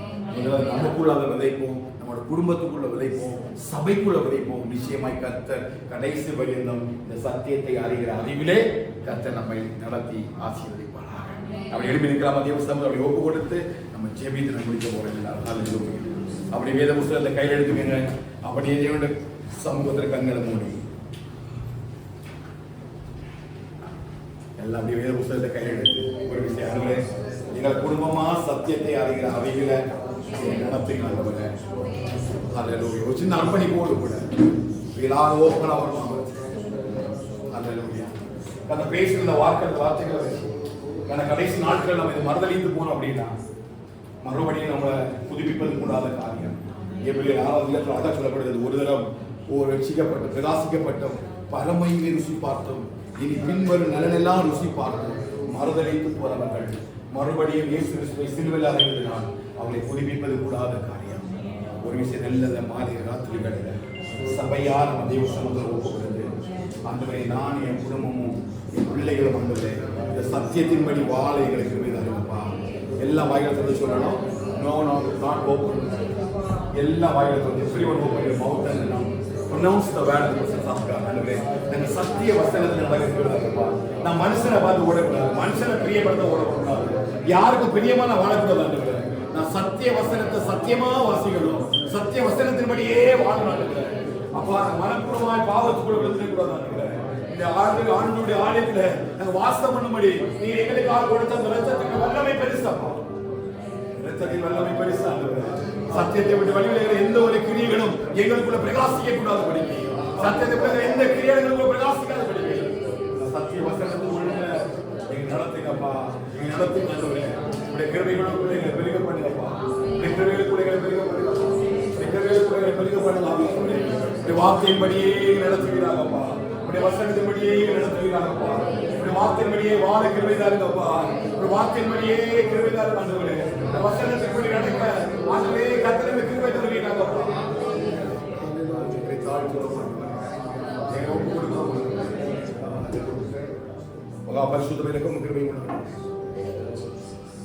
இந்த ஆஸ்வதிக்கப்பட்ட நல்ல ராத்திரி வேளைக்காய் நன்றி ராஜா. ஆண்டவரே சபைக்கு நீங்க சொல்ல வார்த்தையை நாங்கள் சொல்லியிருக்கிறேன். ஆண்டவரே எங்கள் சபையாக சத்தியத்தை அறிகிற அறிவிலே வாழ கிருபைதான் இருக்கும்பா. ஒருவர் கூட அந்த சத்தியத்தை விட்டு விலகிவிடக் கூடாதுப்பா. ஒவ்வொரு நாளும் இந்த சத்திய வசனத்தில் நாங்கள் நிற்க எங்களுக்கு பலன்தான் இருக்காண்டவரே. இந்த சத்திய வசனத்தின்படி வாழ கிருபைதான் இருக்கப்பா. சத்தியத்தை அறிவிகள் சத்தியம் உங்களை விடுதலையாக்கும் என்று சொன்னவரே, நானே வழியும் சத்தியமும் ஜீவனுமாய் இருக்கிறேன் என்று சொன்னவரே, உடைய ரத்தத்தினால தந்திருக்கிற ஒரு பெரிய மீட்பை நாங்கள் ஒரு நாள் கூட எந்த காரியத்துக்காக இழந்து விடாத படிக்காதவரே. ஒவ்வொரு நாளும் சத்தியத்தின் பாதையில் நடக்க கர்த்தர் எங்களுக்கும் சபைக்கும் கர்த்தர் கிருபை தருவீராகப்பா. இந்த மாதம் உங்களை பாதுகாத்து வந்தீராண்டவரே. 2 நாட்கள்ல இந்த மாதத்தை முடித்து புதிய மாதத்துக்குள்ள பிரவேசிக்கும் பொழுது கர்த்தருடைய கிருபை நிறைவாக எங்களோடு படிக்கும்படி நாங்கள் சொல்லிக்கிறோம். புதிய தீர்மானத்தோடு கூட நாங்கள் வாழாண்டவரே அப்பா. ஸ்தோத்திரத்தோடு கூட நன்றி பலியோடு கூட மாதங்களே அப்பா நாங்கள் ஆரம்பிக்கத்தக்கதான கிருபைகளை எங்களுக்கு தருபடியாக நாங்கள் சொல்லிக்கிறோம். அந்த ஒவ்வொரு வசனமும் ஒவ்வொரு இதயத்தையும் ஆளுகை செய்யட்டும். இந்த வாரம் முழு நாங்கள் போகிற போக்கின மருத்துவம் கர்த்தருடைய கிருபை கூட இருந்து எங்களை பாதுகாக்கட்டும். எங்களுடைய பாதைகள் எல்லாம் உடைய சத்திய வசனம் எங்களை நடத்த கர்த்தர் எங்களுக்கு பிறந்தர வேண்டும் என்று சொல்லி ஜெபிக்கிறோம். எங்கள் தாவே ஸ்தோத்திர சத்துர எங்கள் தாவே ஆசீர்வதிங்க ஆண்டவரே. கிருபைக்குள்ள முழுமையாக நடத்திக் கொள்ள முடியாது ஜெபிக்கிறது. வார நடக்கிற எல்லா ஊழியங்களிலும் கர்த்தருடைய கரம் நிறைவாக போடுக வேண்டும் என்று சொல்லி ஜெபிக்கிறோங்க தாவே. அப்பா நேரங்களை காலங்களை தந்து உண்மை ஆராதிக்க துதிக்கிறதுக்கெல்லாம் கிருபைகளை கதைகளுக்குள்ள பெருகப்பட்டுவிட வேண்டும் என்று சொல்லி நாங்கள் ஜெபிக்கிறோங்க தாவே. முற்றுமாய் எங்களை தாழ்த்துறங்க தாவே. துதியும் கனமகிமை எல்லாம் நம்ம கொண்டு செலுத்துவோம். இயேசுவின் நாமத்தில் ஜெபிக்கிறோம் எங்கள் ஜீவனோட நல்ல பிதாவே. ஆமென். ஆமென். நான் சேர்த்துவோம். என் ஆத்துமாவே கர்த்தரை ஸ்தோத்திரி. என் முழு உள்ளமே நாமத்தை ஸ்தோத்திரி. என் ஆத்துமாவே கர்த்தரை ஸ்தோத்திரி. கர்த்தர் செய்த சகல உபகாரங்களுக்காகவே. ஆமென். ஆமென். நம்முடைய கர்த்தராகிய இயேசு கிருபையும் பிதாவாகிய தேவனுடைய அன்பும் பரிசுத்தாவின் ஐக்கியமும் சிநேகமும் இன்றும் இன்னும் சதா காலங்களிலும் ஆண்டவராகிய இயேசு வருகையிலும் சகல பரிசுத்தவான்களோடு நம் அனைவரோடும் தங்கியிருப்பதாக. ஆமென். ஆமென். ஆமென். ஹல்லேலூயா. ஹல்லேலூயா. ஹல்லேலூயா. கர்த்தர் நம்மை ஆசீர்வதிப்பாராக.